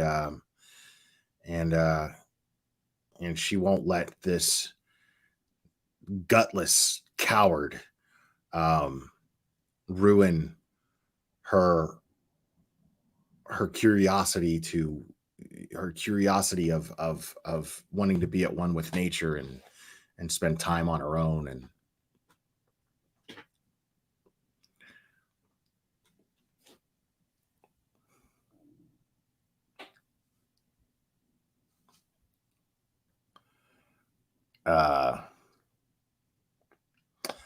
now what Cherry means by this, folks, is when she says, did this boomer bitch just say Moxie? She was talking about me. Okay. By boomer, she means old, not hip. Okay. By bitch, not the literal sense, meaning a female dog, but she means bitch being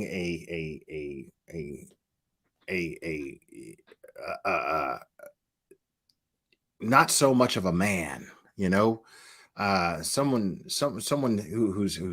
who's just spineless. That's what she means by so basically an old, spineless, unhip person who uses a word like moxie. Right. I am Gen X. Absolutely. I am Gen X. And she also likes to use the word bellend to describe me because bellend is a limey term. It's a limey slang term. I don't know the actual literal meaning of it because here in America, we speak what I like to refer to as English 2.0. Okay. It's English improved. Americans tend to have this weird, admiration for English accents, but really it's just not evolved English. What happened was back in the 1700s, we liberated ourselves from the British Empire. And so what we did is we took that language and we improved on it, which would mean that the American accent is just an improved version of English. Okay, we left that aside. We left that behind with tyranny. So don't tread on me. Okay. We left that around. We left that behind with tyranny, along with the unevolved version of English, where here in America we have improved on the language. We've improved on the language and I call it English 2.0. Okay, that's old English.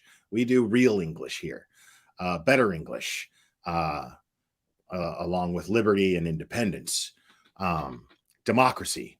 That's all of these very modern and more improved ways of living go along with the improved language. Okay, just so you know. But that's what she meant by Belland. So that's the best way I can explain it, since that word doesn't fucking mean anything at all anymore, because we don't speak that here. We speak English 2.0. We speak real English, not the dead language that she's referring to, that she's using. All right, so looks like JB wrapped that up. Let's check in with Facebook, see if there's any updates from that news station. Oh, looks like we got a live feed, folks. We got a live feed. Hold on. See what's going on here. Yeah. We have the name and only the name of the suspect. So is that in mine or when they're dropping it? I think it's 2 days. Wonder if that's a hot mic. Wonder if they know they're live. I'm live in 10 minutes. Okay, fine. Let's do it. No, you are.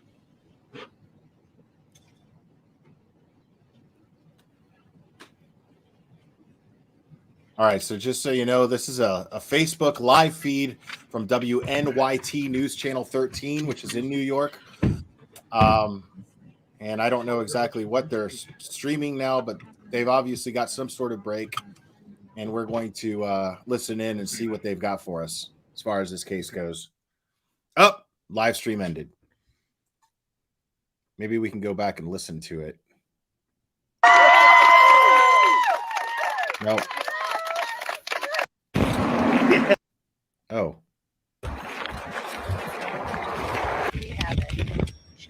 Yeah. We have the name and only the name of the suspect. So is that in mine or when they're dropping it? I think it's 2 days.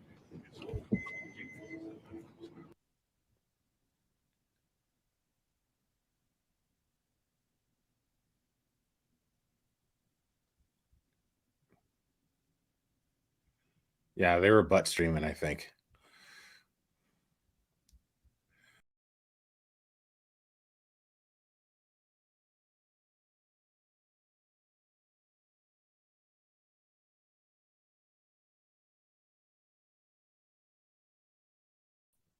My bad. Hold on. Let me see what we got here.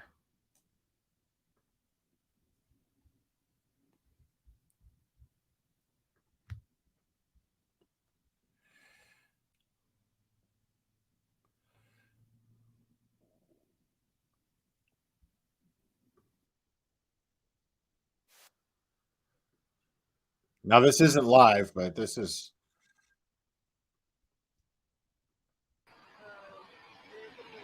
The 13 minutes ago.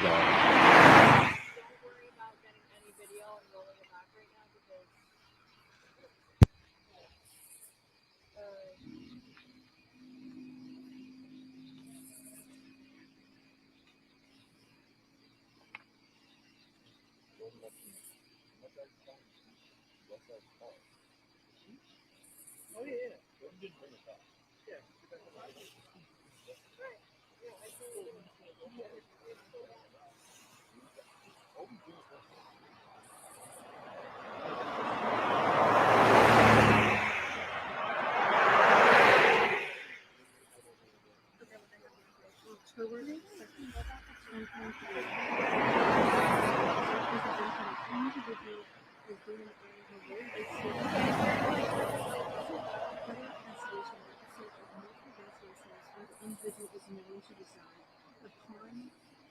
The search of those residences at approximately 6:32 p.m. on October today. Police found Charlotte Sena in a bed bag. The suspect was taken into custody. This is still an active investigation.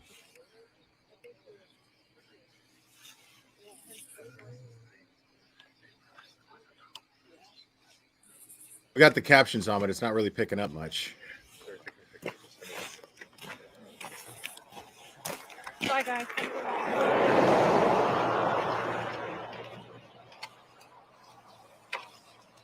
Yeah. Good luck. Be safe. All right, so that's it for that. All right, folks, I think I'm just going to go ahead and wrap this up. We'll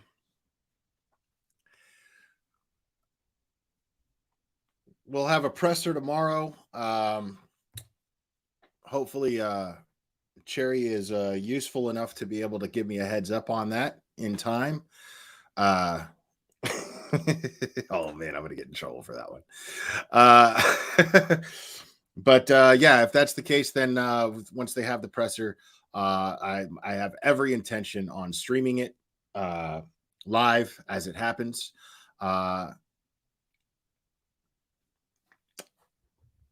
Who's live in 4? Who's live in 4? Hold on. Who's live in 4? The local news? Which local news? Is it the same one that I was just at?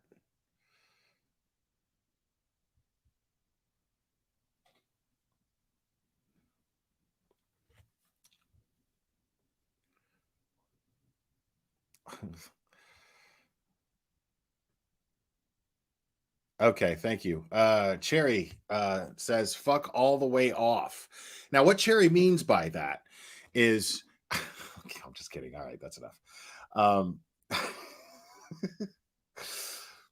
Not tomorrow, but Wednesday, Carrie Gold. Wednesday, I have a stream scheduled for I'm gonna have Turtle Boy on here. I don't want to call it an interview. I'm not a journalist. I don't, I'm just gonna have him up here, pick his brain a little bit, getting a little insight as to what he knows in regards to the Karen Reed case regarding the murder of John O'Keefe, Officer John O'Keefe. And so that'll be Wednesday. Turtle Boy is something else, man. I really look forward to talking to him because he's got some cajones. I really like the guy. I'm not even gonna lie. I really like the guy so far. So let me pull up that Facebook again. Let me see if there's anything confirmed on Twitter.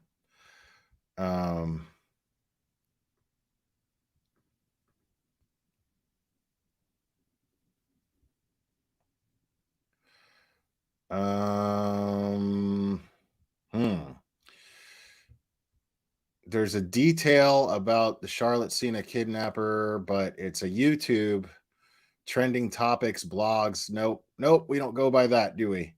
Nope.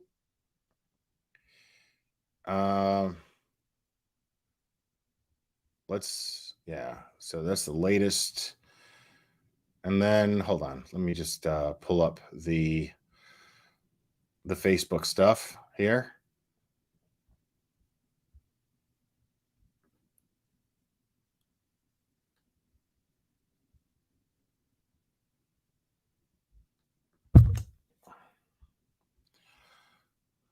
Oh, okay. Let's stick around. We'll wait for this. Oh man, yeah. Listen to some jazz while we wait. Okay.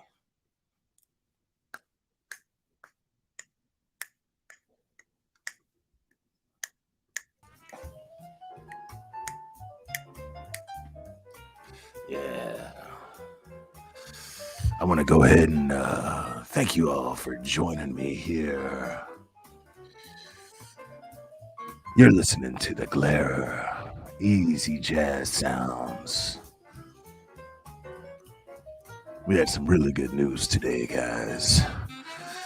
Little Charlotte Sena was found safe, and law enforcement's done an amazing job, and I want to send a lot of love out there to all those law enforcement agents and all those firefighters and first responders who conducted a thorough investigation.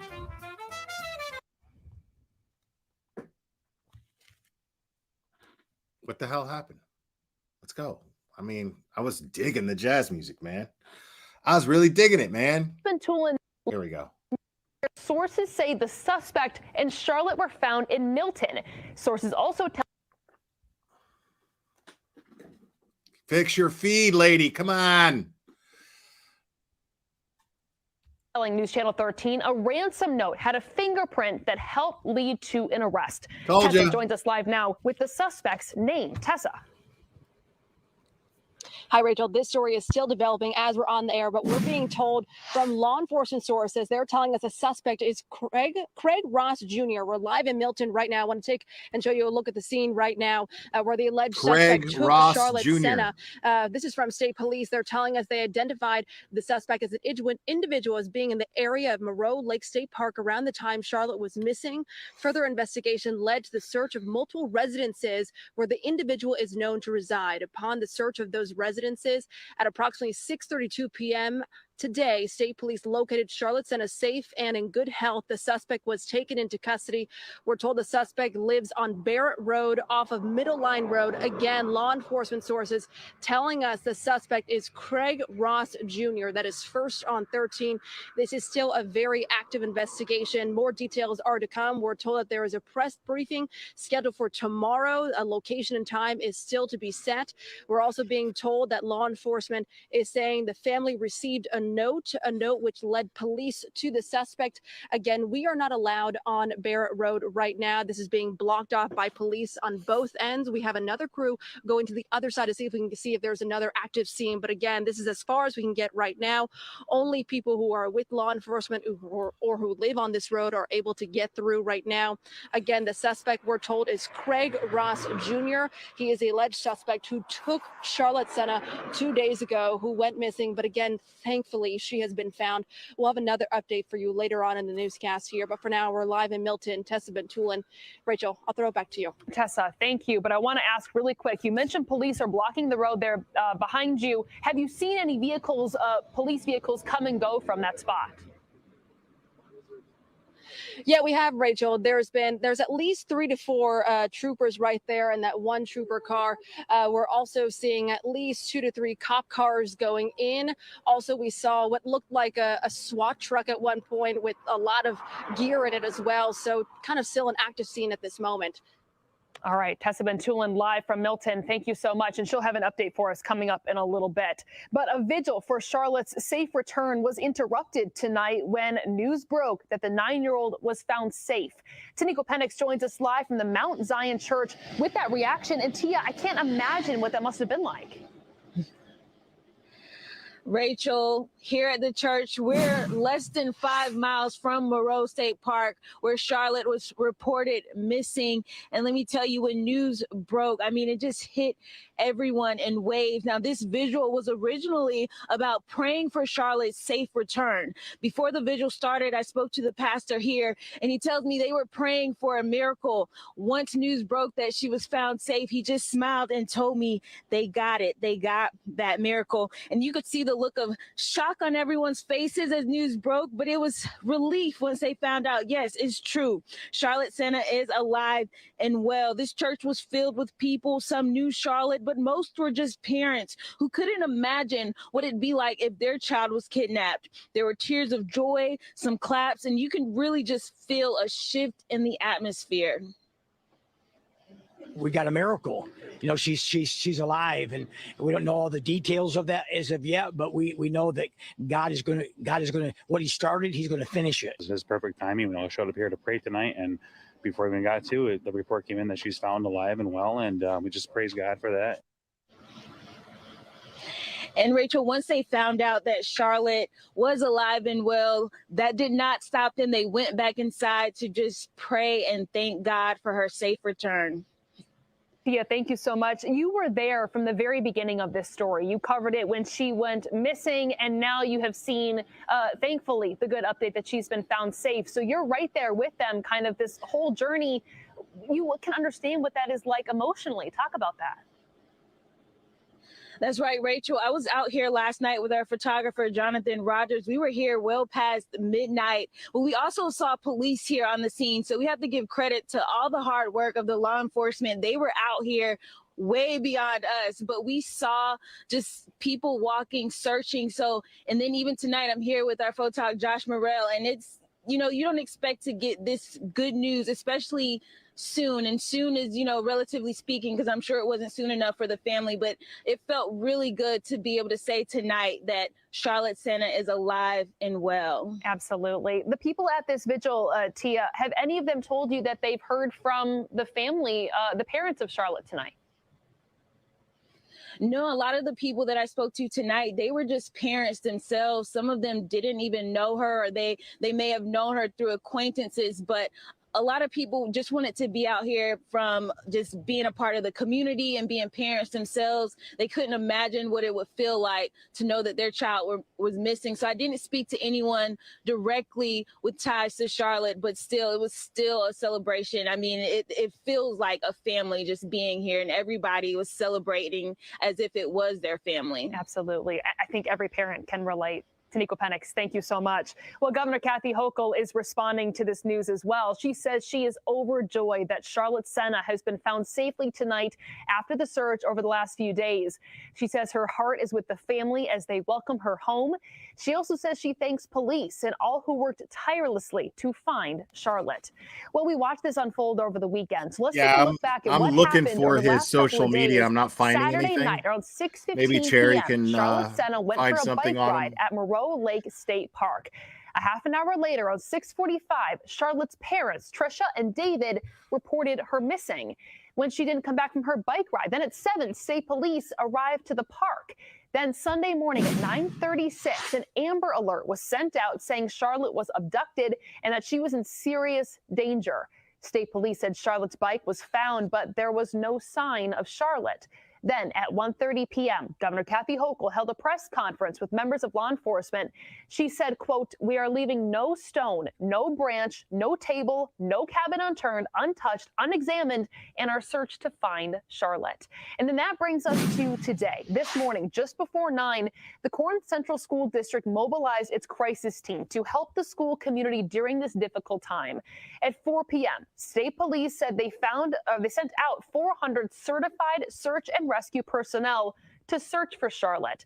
And then finally, at 6:45 this evening, the great news, Mark Mulholland broke this, that Charlotte has been found alive and safe.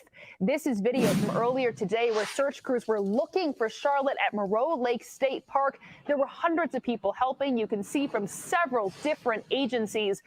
48 grueling, painful hours for that family, and that park was closed as well to the public so they could treat this area as a crime scene, but they never classified it as anything other than a child that was missing. Our team coverage of this will continue coming up in the next 5 minutes. But first, let's take. All right. There you have it, folks. Suspect's name is Craig Ross Jr. I still do not have anything on him just yet. I'm sure, since Cherry is not in the chat, she is working very hard right now to try to find out anything that she can find out about him. I'm going to stick around just a little while longer just to see if she can find anything. And let me keep tabs on.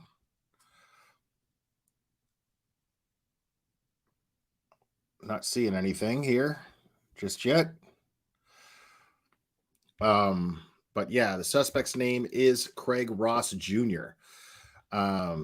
So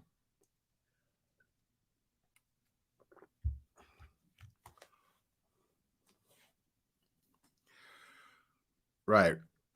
Good call, Sean Pellegrino. Good call. Yeah, if they're registered sex offenders, he wouldn't have a social media. So, right. I saw that. And I wasn't about to share the one Craig Ross Jr. that I saw because I didn't think it was him. So again, we're not going to start throwing. I mean, this poor guy. Can you imagine that? Can you imagine that? Like all of a sudden he's going to get flooded with a bunch of shitty messages and everybody, and he's going to go, what the hell is going on? So guys, just know that, whoever's listening to this, this guy does not seem to have any social media. Just because there is a Craig Ross Jr. on social media does not mean that this is the person. It's a pretty common name.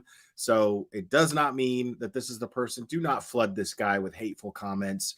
Do not terrorize this guy online and start acting like, and trashing him and saying, "Oh, you sick fuck," blah, blah, blah. Don't do that, please. Do not threaten or harass anyone via the information that you get from this channel. That is not tolerated here. It is not something that we endorse. Anybody who's been subscribed to me for a long time, they know this.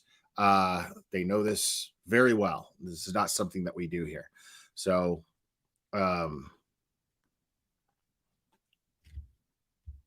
but they would not. That is the news source. What we just watched is the news source that actually broke the information that Charlotte was found safely. And so I trust this local news source and their credibility. And if they're saying for sure that that's who the guy is, then I'm saying that's who the guy is. And again, the information, more information that we got, and they confirmed it, is that they were able to pull his fingerprints off of a ransom note that that led to his location and led to his arrest and Charlotte, most importantly, Charlotte's safe recovery. So this is a big deal, guys. And yes, they will release. It's just a matter of time before they release his booking information, his mugshot, all that stuff, and we'll be able to see his past criminal history. And all that good stuff will be made available. And I'm sure all of that information will be included into the press conference tomorrow. Now, again, guys, we're going to watch this press conference tomorrow. A date or a location and time has yet to be announced as far as this press conference goes, but don't be disappointed when they don't give you a whole lot of information. I'm sure they're going to give information as to how they were able to recover Charlotte to a certain degree. But remember, they're building a case against this guy as we speak. Just because they made the arrest does not mean that that is the end of the investigation. This is an ongoing investigation. Still, it is an ongoing investigation. It's very important that we remember that. It's very important that we keep that in mind. If we want justice for Charlotte, then what we do is let law enforcement conduct their investigation without interruption, without interference. Let them do their jobs. Let the court system work the way it's supposed to work, and let justice prevail. And the way to do that is let the professionals do their jobs. So we'll just wait. All we got to do is wait. Okay. Now, yeah, the rumor is, now if that is the Craig Ross Jr., the rumor is that he's 51 years old. I don't know if that the 51-year-old is actually someone else. And who was rumored to be the main suspect. But we do have a confirmation that Craig Ross Jr. is the name of the man in custody responsible for Charlotte's abduction. But again, guys, this is massive. This is a great day in the sense that for 48 hours, We have been worried at the edge of our seats, hoping that this little girl gets found and found safely, and our prayers were answered. That is the most important thing here. Now it's the wheels of justice that need to turn, and we need to let that happen. Very, very important that we do that. Yeah, he's probably got it private. Love always, eh? So, and big shout out to Cherry. All joking aside, seriously, Cherry did an amazing job keeping me updated with any developments. So I really appreciate Cherry for everything she does for this channel.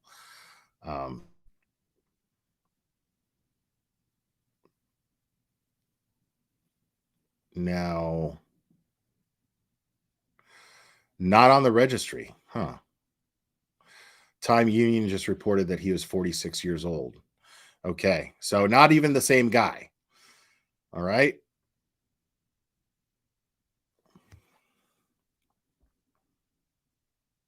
This is why we have to be careful, folks.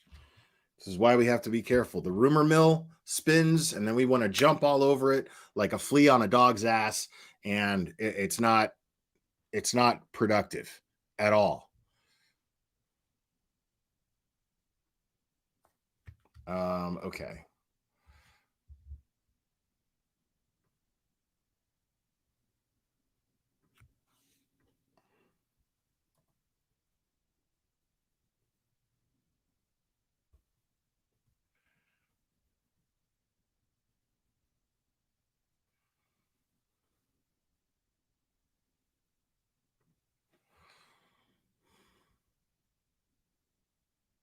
This is fascinating.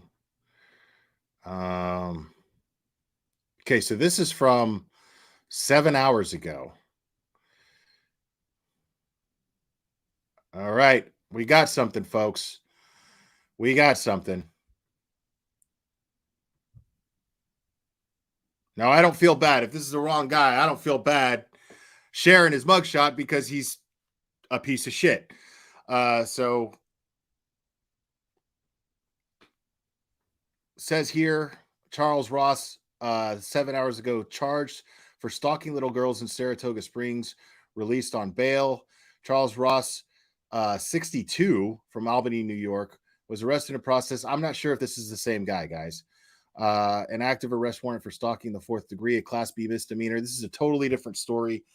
On September 26, 2023, the arrest stems from allegations of stalking an individual in Saratoga Springs during the summer. Ross, with a history of similar offenses, becomes a person of interest amidst a border investigation into a social media account sharing unauthorized images of female runners in the area. I mean, it sounds like his MO, doesn't it? The case unfolds in Saratoga Springs, where Ross was arraigned and released without bail to pretrial services. His arrest relates to stalking incidents near the Avenue of the Pines and Broadway during the summer months. Additionally, Ross was ordered to appear for further court proceedings at a later date, while his access to identifying information related to complainants has been restricted by a judge in a ruling on September 29th. This unfolding case brings Ross into the spotlight, especially considering his past offenses, which include a 2007 violation of a protection order and a 2018 charge for stalking and endangering children. An ongoing investigation by the Saratoga Springs Police Department is directed towards a social media account that has been posting photographs and videos of female runners around Saratoga Springs. While capturing images in public spaces where privacy is not expected does not necessarily constitute a criminal act, the investigations division is meticulously working to identify those photographed or videotaped to ascertain if any criminality is involved. The police department, maintaining confidentiality during the ongoing investigation, has invited individuals who recognize themselves in the social media content to come forward and assist in the probe. Man, that dude looks like a creep. Dude. Yeah, but Craig is sometimes known as Charles. Like, Craig is sometimes a nickname for Charles. Now, again, it may not even be the same guy. I just feel comfortable sharing his mugshot because the guy's obviously a fucking creep. So I don't give a shit what people think about this guy. Just saying.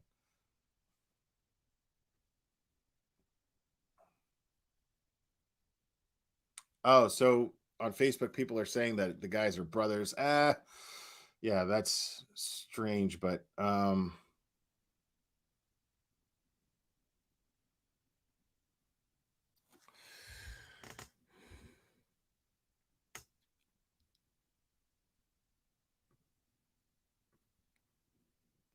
put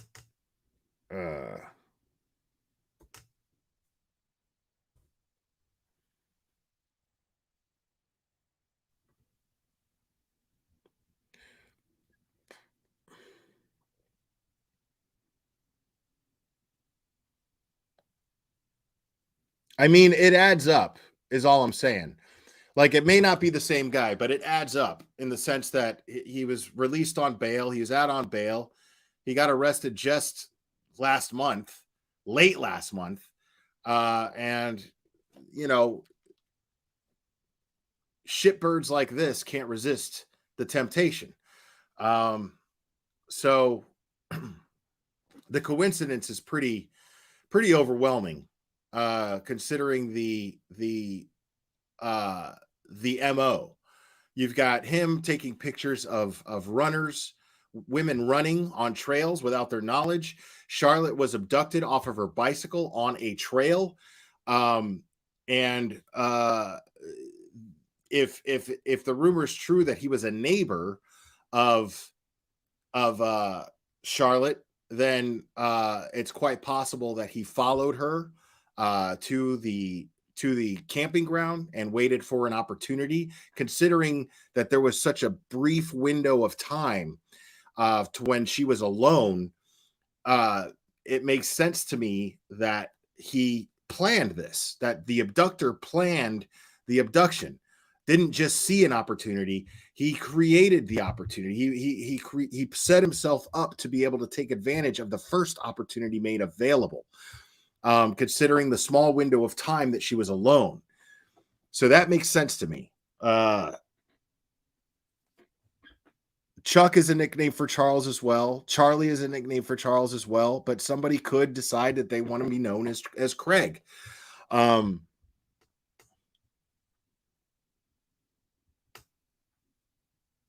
if it could be his brother, who knows? I don't know.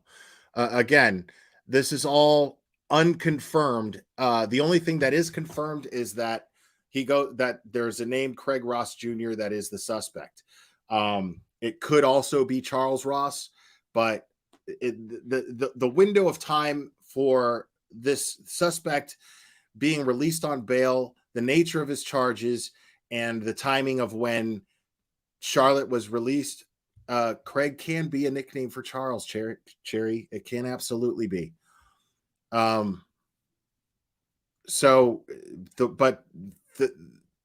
of the facts seem to add up to where it could be him, but it doesn't necessarily mean that it's him. So I want to be very clear about that.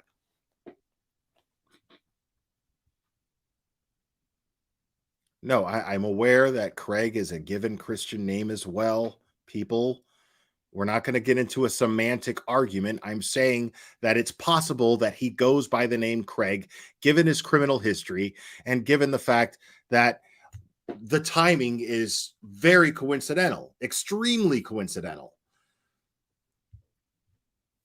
Same area, women, females, jogging and running, taking their picture without their knowledge, getting arrested, being released on bail, Charlotte being kidnapped from the same area.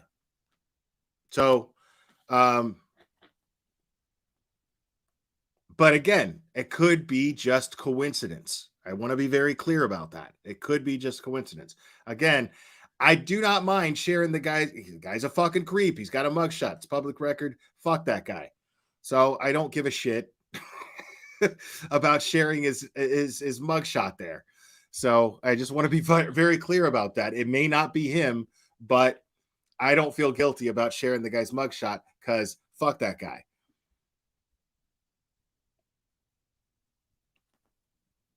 Yeah, a creep's a creep, totally.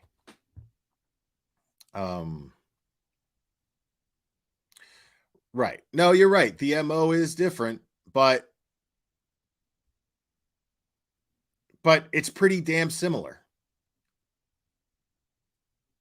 That's the one difference in the MO is that they are women running.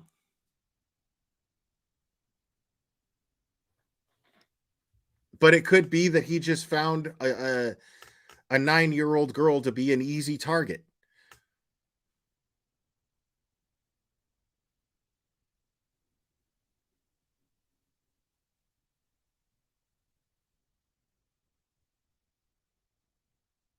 I mean, it's probably not the same person. It probably isn't.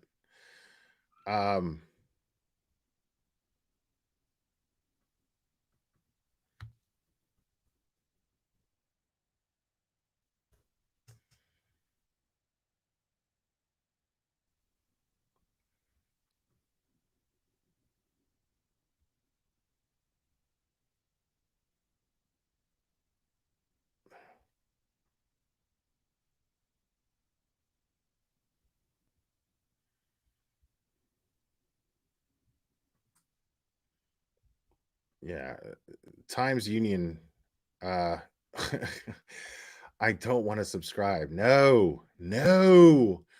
So far, only Times Union is sharing that information. So, yeah, I'm not subscribing to Times Union to read that article. I'm sorry, just not doing it.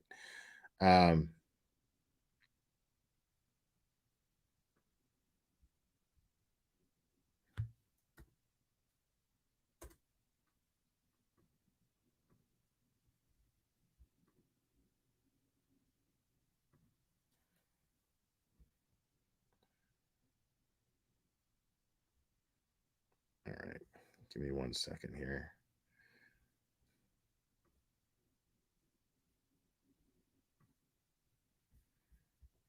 And I don't think there's going to be any more updates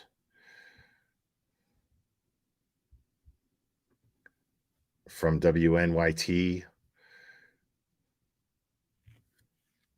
We're going to watch that one more time before I log off.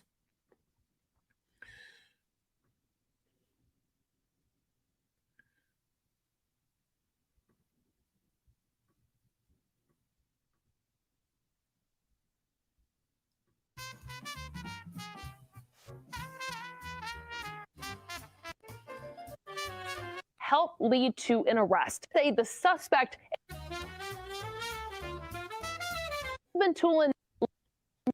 Sources say the suspect and Charlotte were found in Milton.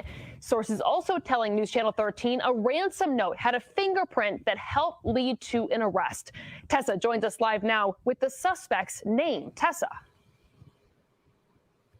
Hi, Rachel. This story is still developing as we're on the air, but we're being told from law enforcement sources, they're telling us a suspect is Craig Ross Jr. We're live in Milton right now. I want to take and show you a look at the scene right now where the alleged suspect took Charlotte Sena. This is from state police. They're telling us they identified the suspect as an individual as being in the area of Moreau Lake State Park around the time Charlotte was missing. Further investigation led to the search of multiple residences where the individual is known to reside. Upon the search of those residences at approximately 6:32 p.m. today, state police located Charlotte Sena. Now, that's interesting. So they were able to place him in the area as well. So they probably searched the data on his phone and they were probably able to place him in the area. So, yeah. Sena safe and in good health. The suspect was taken into custody. We're told the suspect lives on Barrett Road off of Middle Line Road. Again, law enforcement sources telling us the suspect is Craig Ross Jr. That is first on 13. This is still a very active investigation. More details are to come. We're told that there is a press briefing scheduled for tomorrow. A location and time is still to be set. We're also being told that law. No, just call me Hen. We pronounce it correctly because American English is improved English. It's English 2.0. Law enforcement is saying the family received a note which led police to the suspect. Again, we are not allowed on Barrett Road right. What the?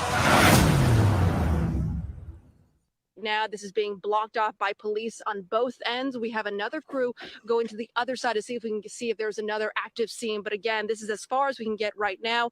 Only people who are with law enforcement or who live on this road are able to get through right now.